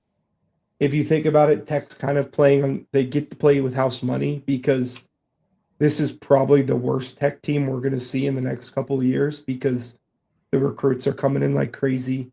They're probably going to have multiple really good transfer classes.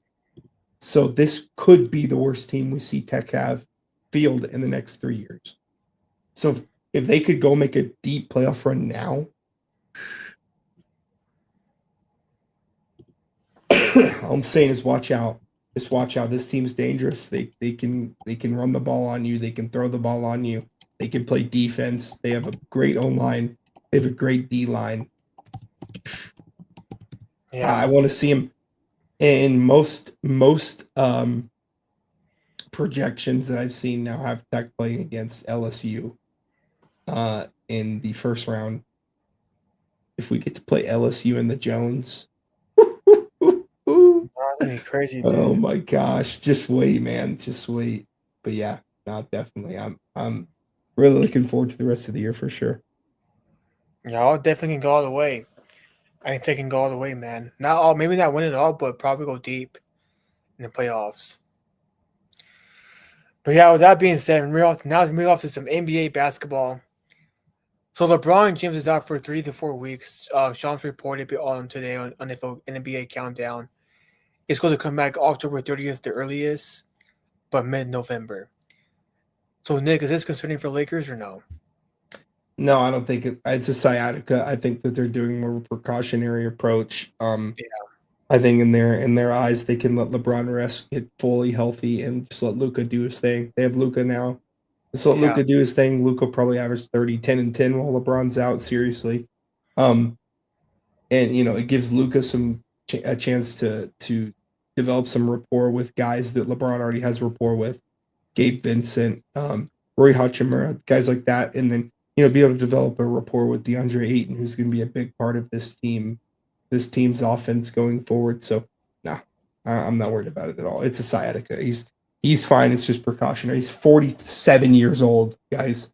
He's actually 40. He turns 41 in December, but he's yeah, 40. He's 40. They have plenty of time. It's an 82 game season. Let Luka cook. Let LeBron get healthy. So. yeah. I agree with you. I think LeBron will be fine. Um, I think he might come back probably like first week of November, and then he'll be good. It's gonna be fun. He's gonna be fine. More NBA news. Russell Westbrook's the king now. This team's been on basically been on every team so far. Yeah. So, is it time to hang? Do you think this is the last run for Russell Westbrook this season? I do think this will probably be his last season. I think that he should sign a 10-day contract at OKC. I think he should end his career as a Thunder. That's what I'd like to see, but I do think this is probably his last season. Yeah. Yeah, I agree. It's crazy too because I remember watching him at 13 years old, 14 years old, and now now I'm 22 now, but I'd be 23. So I can't believe I actually said that word. 23 years old, coming up fast. Next week. Um, but yeah, I agree with you. I think this is going to be the last one for Russell Westbrook. First ballot Hall of Famer, a triple double king. Even though as a Laker he was terrible and made me mad, made me want to break my TV.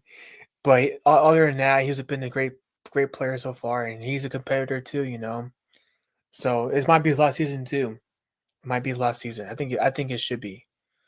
Yeah. So anyways, I know this is early, but next Tuesday is the first day of NBA basketball. So we're gonna do an early finals pick and MVP pick. Starting with you, Nick. Who's gonna come out of the East and West and why? And who's winning the MVP this season? It's a bit early, but I think that this isn't my official picks, but just way too early picks in my eyes. I do see Luka getting that MVP this year. Yeah. I think he will be coming back with a vengeance. I think he will be much better defensively. He looks a lot healthier. He's doing dunks off the backboard now. Dude, that's crazy. That's scary. He looks good, and I do think he's going to be coming back with a vengeance. I think if he stays healthy, you could see 30-point triple-double average for him, especially if he gets to get those stats up while LeBron's out, because the offense is going to be going through him completely. So, yeah, no, I think Luka could be MVP. I also think it could be the year we see a big jump from Victor Wembanyama. He's bullying dudes. He looks freaky. Yeah. I think we could see a Victor Wembanyama really, staking his claim as the best young player. So, unofficial between those two. And then coming out of the East is interesting. No Jason Tatum, no Tyrese Halliburton. So, Pacers Celtics, I don't even think are going to be in the mix because of that. I think the Knicks could make a good run, but I think the Magic could be really good this year. But I'm just gonna go with oh man, I don't even know. It's tough. I think it's an open East. I really do. The Bucks could try to make a run with Giannis, depending on his health. Let me see.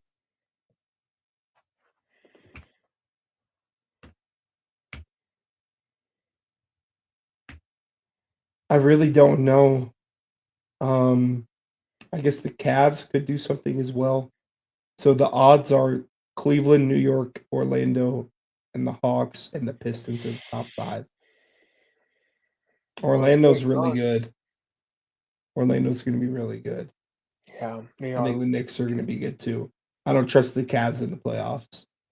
Yeah, same, bro. I'm gonna make a pretty crazy statement. I think the Orlando Magic are going to be representing the Eastern Conference in the finals. I just don't trust. I don't trust anyone else. The Celtics, they're not going to do anything. The Pacers, nope.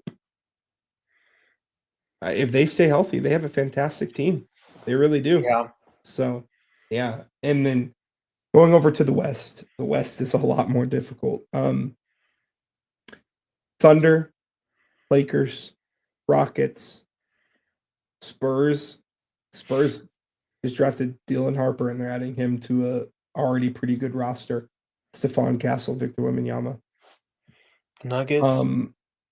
I don't think. No, they won't. No, I'm done. I'm off on the Nuggets. I don't think they did anything to really prove like they didn't add anybody.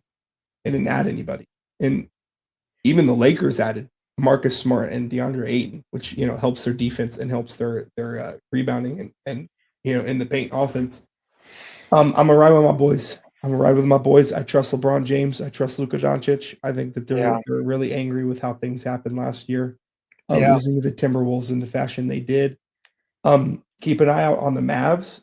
Cooper Flag looks like he's been playing in the league for 5 years. Dude, that guy's amazing, bro. Oh my god. His game has immediately transferred to the NBA. He looks huge.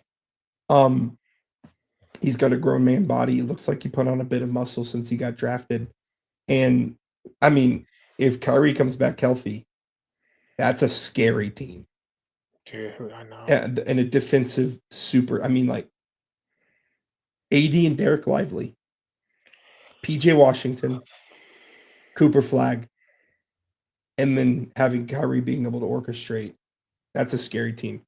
They are definitely coming. I don't think that they're going to be this year, but I think next year they could be a legitimate contender because Cooper Flag looks so. But I'm gonna go with the Lakers in the West. I trust LeBron James. I trust Luka Doncic, and I think that I like what they did in the offseason, addressing their needs at center and addressing their needs, in the front court with better defense there with Marcus Smart being able to add some valuable minutes off the bench. So no, I like what the Lakers are doing, but the Mavs are coming, the Spurs are coming, and I think the Warriors are cooked. And I think that the Thunder are obviously still right there. They just won the championship, but I think the West is going to be a lot. It's going to be a lot harder of a path now for them than it was last year. So I think that they could definitely get back to the finals. But I'm going to go with I'm gonna ride with my dogs. I'm gonna ride with my dogs over there in LA. So yeah. So MVP. I was going to say LeBron James, but he's going to be out for some time. So, because I think LeBron with health, he could have probably won MVP last season, but the voters hate him for some reason. I don't know why. But anyways, MVP is a little bit. MVP probably got Luka winning MVP. I was gonna say Ant-Man, but Ant-Man has a step. I gotta see it more this season. Maybe I could change my mind this season. You never know. But I think I Luka winning MVP this season. I think he's gonna be mad. He's gonna be mad for what the Mavs said to him. Now, Eastern Conference, probably say the Magic, maybe the Knicks. Knicks and Lakers. The Knicks should be good. I like that. I like Knicks and Lakers. Lakers gonna win it all. I have LeBron. LeBron's gonna be fully healthy, and he might take over and prove his cemented as the GOAT probably. Because he wants that title bad, bro. I can just tell. And he might say, "Luka, get out of the way, bro. I need this title real quick." He might do that to Luka, bro. He did it AD 5 years ago. He said, "AD, give me the ball. I'm tired of you. This is my league. This is my team now." So, yeah. So now to move to more NBA news. So Paul Pierce went on Club Shay Shay Shanshow's podcast, and he said this, and I quote: "If he was the same age as LeBron James, he would have only one. He would have won more than LeBron has." He also said that he can stop LeBron James too. He felt like he was better than LeBron in his prime. Nick, what's your thoughts about Paul Pierce saying this crap? Paul Pierce is a bitter old man who's upset that LeBron is better than he will ever be. So his reasoning for it was that he would have matched what LeBron did. No, you wouldn't have. No, he wouldn't. You didn't even match what LeBron did when he was 22 years old. 23. You were going to match 28-year-old LeBron on the Heat at his physical peak in terms of strength and size and speed? No. You are not going to match him. You've never matched LeBron. You've never been a quarter of the player LeBron is, and it's okay because LeBron's the GOAT. You don't have to be the same as LeBron. Paul Pierce is a very good player. He's probably a top 75 player ever. In the Hall of Fame. He's going to be in the Hall of Fame. There's no issue with that. But don't put yourself on the level of LeBron James because that's ludicrous.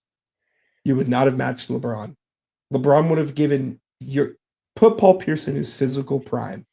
No, he ain't doing it. And LeBron in 2012 and that 45, 15, and 5 would have given him 45, 15, and 5. Yep. Sorry. Paul Pierce was never a defender. He was never a fantastic defender. So you weren't going to give LeBron 40? Stop it. Stop. This is LeBron's record against Paul Pierce, by the way. LeBron 35 wins over 34 wins. Paul Pierce is a better team, so he has 21 postseason wins in the regular season, actually. Playoffs, LeBron owns them 17-13. This is stats. Against Paul Pierce, LeBron averages 29.2 points per game, 7 rebounds, 6 assists, 1.8 steals, and 1.1 block. Against Paul Pierce. You're telling him, okay, I gotta do this again, bro. You're telling me this guy right here, who smokes weed. Oh, That the Bobcats paid to.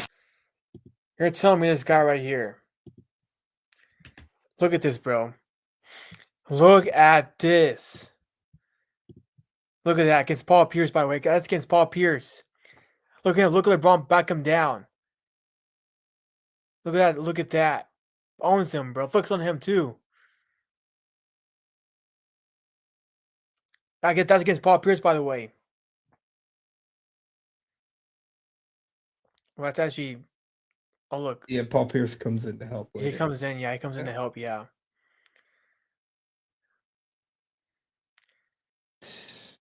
Man. That's against Paul Pierce and the Brooklyn Nets. Look at this one right here. Cooks him right here. Grabs his shoulder and one. Ooh, you already know what's about to happen here when you see that face.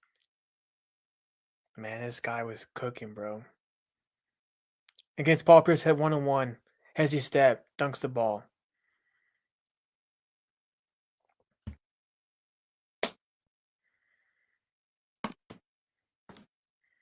Look at that Hezzy right there. Replay of that, man.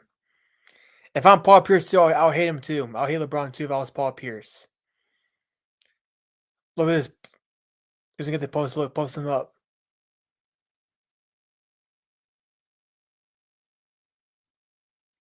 Bang. That's against Paul Pierce too, by the way, guys. It's the same guy right here says he can beat LeBron 1-on-1 in his prime. At that physique in his physique prime.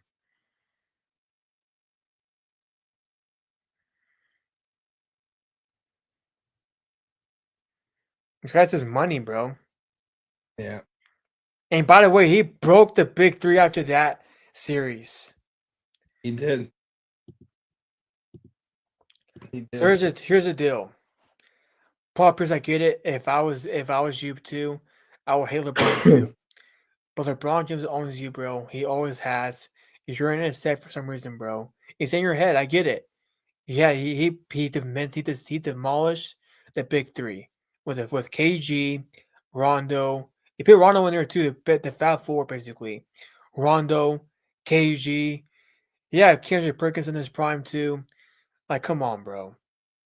And by the way, Paul Pierce in 2010 NBA Finals was terrible too.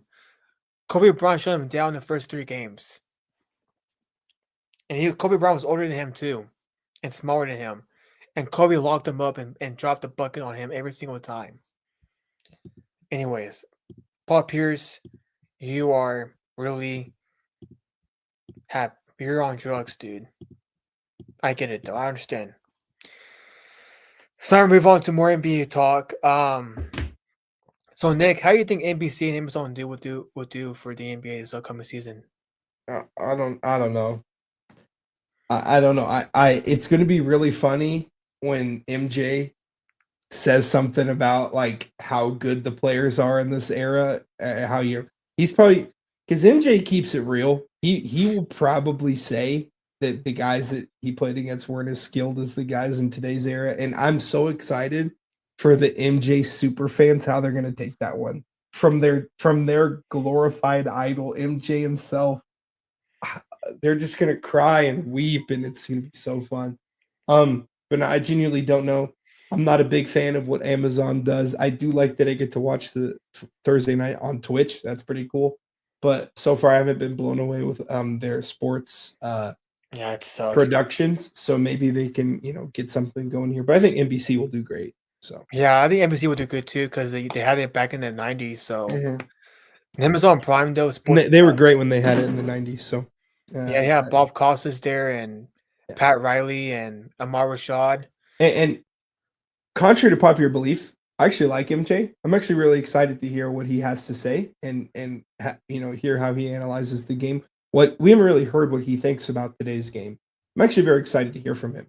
Everyone thinks I hate MJ. I don't. I just have to constantly battle MJ super fans that think he played 6 seasons and never lost anything in his life. And I just have to battle that. It's nothing against the guy. I think MJ, he's not like the greatest guy ever, but like I love him as a basketball player, and I think that he's great. He's great. So I'm excited to hear from him. So. For me, bro, I gotta watch more games still. And, you don't have to watch it no more. I'm almost on 91. I'm almost on 91 season. I gotta watch. I'm on the Eastern Conference Finals. So, did you see the Amazon Prime TV studio? I did not know. It looks like they copied TNT's, bro. They literally copy and pasted it. But anyways, I think ABC will do good. Amazon might be terrible. I swear to God, you're gonna ruin Kevin Harlan's career. Probably, they're gonna ruin Kevin Harlan's career. You pair him with Stan Van Gundy. I can't. Anyways, now to go to some golf news. My favorite athlete of all time / the GOAT of GOATs in my eyes. Tiger Woods, another back surgery. Nick, will he be on time for TGL? I honestly I don't know. I don't think so. He does seemingly, dude. He's had so many back surgeries, dude. Oh my gosh. No, I don't think so. I don't think he will. Yeah, I don't know either, man. And I don't know unless they put a new spine in his back. I genuinely don't know if we'll see him like be able to play even remotely good golf again. I mean, I don't know. Maybe the surgery will help him and it'll be better, but it's a lot of surgeries, bro. Dude. They're gonna rack up. Yeah, I don't know, man. I think him going to Navy SEAL workouts That really messed his body up for sure. Yeah. He shouldn't have done that, but he wouldn't have copied his dad's work, and he says he regrets it too. But Tiger, literally a couple months ago, I saw him swinging the golf club. I don't understand what happened. Yeah. I don't know, bro. Now move on to MLB baseball. Yankees lost. That was a long time ago, bruh. Last week. I don't give no junk about the Yankees. They suck. The Dodgers brought to sweep the Brewers. They brought to sweep the Brewers, dude. There's going to be a lockout in the 2027 season, bro, because what the Dodgers are, what they field. So, so this is what it's looking like. Okay, they have Tyler Glasnow probably pitching in Game 3. In the Game 4, Ohtani's pitching. So that'd be Yamamoto, Glasnow, and Ohtani pitching in 3 straight games, bro.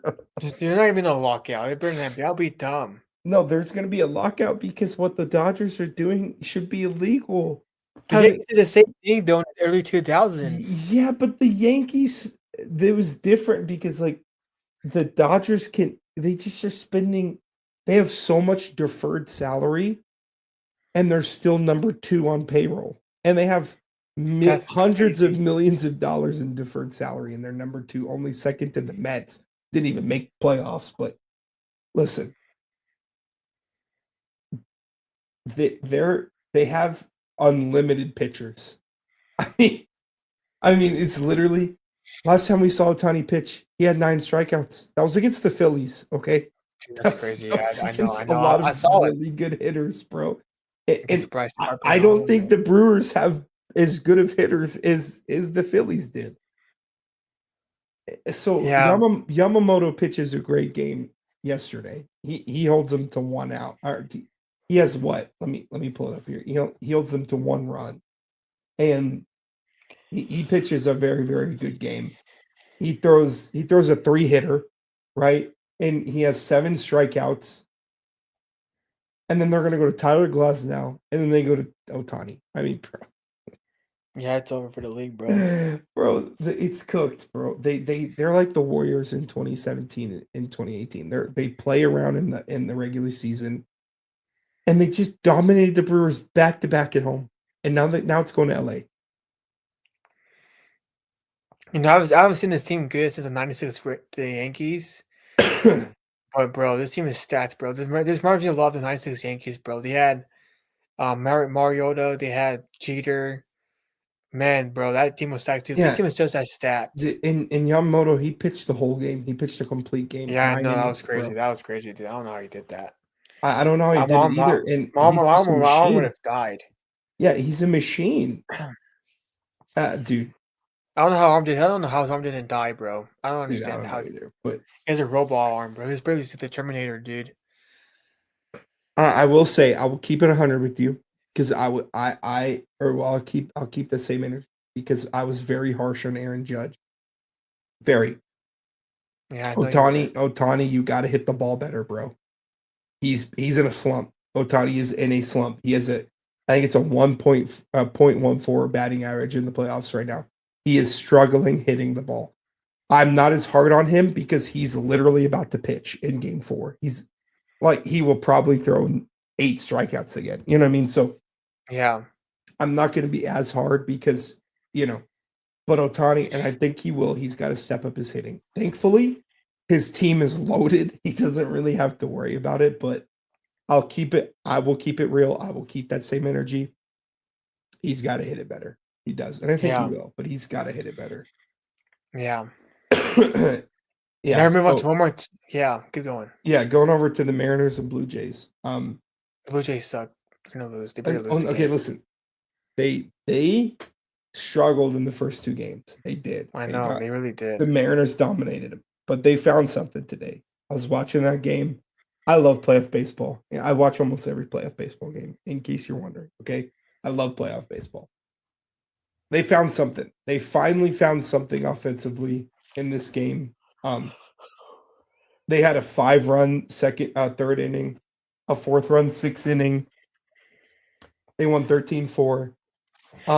They really, really did find something here. I think, the biggest issue that they were having was that they were kind of getting shut down offensively in the first 2 games. But Guerrero, he had a nice home run. Springer had a home run. Kirk had a home run, and Barger had a home run. So did Jimenez. They all had home runs. They had 5 home runs, 12 RBI. That's what they need. They have to win one more game to get it back to Toronto, or they have to win 2 out of 3 to get it back to Toronto. If they can do that, it's a series. But the problem is, I think the Dodgers might. I think the Brewers will take tomorrow, but I think the game that Otani pitches, I don't think they're winning that. Problem is, whoever wins this game is going to be beat up and tattered, and probably after a really tough series has to go and play the Dodgers, which sucks. But no, these are great teams. The Mariners and Blue Jays are both great teams. If the Blue Jays can keep what they found today, keep that going into game 4, could be interesting. Could definitely be interesting for sure. Yeah. Yeah. I think the Dodgers, no matter what, are gonna win it all, bro. It's over. Yeah, probably. But yeah. Now to move on to one more topic. Yesterday was Stephen A. Smith's birthday. Our thoughts on him. But first, we're gonna get to over him and LeBron's comments that Nick was to address. Basically, that number one, that Nick took too literal. So Nick, what do you gotta say about his comments? First take on his podcast. Which one? It was when he said it was on a show. It was not on First Take. So it was on his podcast then. It wasn't on his podcast. He was on a show. I don't know the name of the show. He was a guest on a show on ESPN. Arenas? No, it was on ESPN. Rich Eisen? No, it was a table of people, and then I don't know the name of the show, but anyways. He said, if LeBron plays bad, I'm going to assume that he was drinking before the game. Because that was First Take. That was a weird off. They got a new studio? Yeah, they got a new studio. It looked way different. He was on the screen, too, so I thought it was a guest. And I don't even they fire everyone on that show, so I don't know who's what no more because that show's anyways. They be firing people all the time. But anyways, he said that because of the announcement. If you guys genuinely thought LeBron was going to announce his retirement, you are slow. You were slow in the brain. When he announces his retirement, he's going to make it. It's going to be a press conference. He's going to do a press conference and announce his retirement, and it's not going to be on a random Tuesday. Okay, it's going to be Friday night or Saturday night, prime time. Anyways, the level, and what's weird is because Stephen A. Smith back in the day, he used to actually defend LeBron against Skip all the time. But now that LeBron has it, like most people nowadays that aren't 90 years old have him as the GOAT, he hates the guy. And he constantly bashes him and says all this baloney. And he's the reason that the GOAT debate, I'm not, like, it's Skip's fault too, but Dude, it's Stephen A's now too. It's Skip's fault, bro. It's definitely Skip started it. Him and Wilbon. It was Skip and Wilbon started it. Guess what? Stephen A. Smith has done nothing to end it. He keeps it going. He says all this crap about LeBron. He bashes him as a father. He says he's going to be drunk in the middle of a game if he plays bad. Like, it's just so ridiculous, bro. I mean, this is a grown man, and he's still mad that LeBron checked him at the game, mind you. I know he's still upset about that. LeBron went up to him like a grown man, said, "Keep my son's name out your mouth." And it's when he said, "LeBron, I'm pleading with you as a father. As a father, I'm pleading with you." You're really going to test this man's fathership on national television when Michael Jordan's son smokes crack off of Laura Pippen's stomach? Like, what are we talking about, bro? Like, he's sniffing crack off of Scottie Pippen's ex-wife. I mean, you want to say nothing about Michael Jordan's fathership or leadership as a father? But you're going to bash LeBron James because Bronny had a tough rookie year? It's ridiculous. It's just a double standard. It's so stupid, bro. It's so stupid, bro. Okay, here's the deal. He said, first of all, he knew he was going to retire, but he said that he thought it was making a joke about that. But I think I know he's a little upset that LeBron checked him, which I get. He's definitely upset. I know others said this. Skip's stupid for saying this, bro. This is what Skip Bayless said on the Full Send podcast. Skip said, I actually believe Skip Bayless. I actually believe Skip will do this, dude. Because Skip did it. Skip did it when he played for the Cowboys. He confronted Jimmy Johnson like, no, his story was crazy in the documentary. Okay. Mm-hmm. He confronted Skip Bayless and he even confronted Leon Lett. And Leon Lett's crazy as heck. He's bipolar. Okay. So Skip said, I wish LeBron did it to me like he did to Stephen A. Skip, bro, here's the deal, bro. You're gonna die. You're gonna die, bro. But Skip doesn't leave his house, bro. But here's the deal. Skip would do that though. I've watched the documentary. Hearing stories of Skip Bayless on podcasts and YouTubes. He don't even leave his house. He's freaking crazy, dude. And when he was younger, he was crazy as heck. He didn't care at all if he got punched, scratched, hammered, shot at. He didn't care, dude. Like, that Skip's crazy for saying that though. But yeah. Now, but I think Steve needs to let go of LeBron's beef with him. Here's the deal, okay? I know athletes are a little sensitive. Their egos are big, which I get. They're competing every single night. I know the NFL is a lot worse than the NBA because you're moving the men's will. But Steve needs to let it go, bro. Let it go for him after what LeBron did to you. So let it go. I get it. I'll probably be mad too if someone confronted me like that. If an athlete did that, I called it how it is. But that's part of the game, Stephen A. I know it's probably your second time being. I know Kobe Bryant cussed you off a few times in his prime, but you know what? LeBron will get over it too. Kobe had a huge ego, he had a huge ego. Kobe Bryant did, And he look at him now. He retired. Him and Stephen A were cool. LeBron will get over it too. LeBron probably has gotten over it. Stephen A probably needs to let it go, let it go more. It happens, bro. It's part of the industry. I don't know Allen Iverson confronted Stephen A back in his prime when he was writing for the Philadelphia Inquirer, covering for them. But yeah. Now as his birthday goes, his legacy overall, I think it's impressive how someone's been in the industry for that long in sports media. Not a lot of people are even on TV anymore that were sports. Look at Dan Patrick in the early 2000s. After Jordan's retirement from the Bulls, Dan was gone. He was booted out of he was out of ESPN. He didn't renew his contract. He didn't want to renew it. He wanted to do his own thing. NBC hired him for a much bigger contract. Look at Keith Ornsberg, his co-anchor. He's out too. He actually got sick and he got worn out. But it's impressive to me to see that someone 30 years in the industry for this long is pretty impressive. I think what he's doing inside of sports too, and covering in politics, is pretty amazing. So like today, I watched town hall of him and Kumo and O'Reilly, and he actually went over there and paid because he knows his politics stuff too. He's smart as politics. He calls it how it is in politics. He doesn't sugarcoat the left or the right. He's entertaining too. He's the reason why I want to be in the industry, cover sports one day.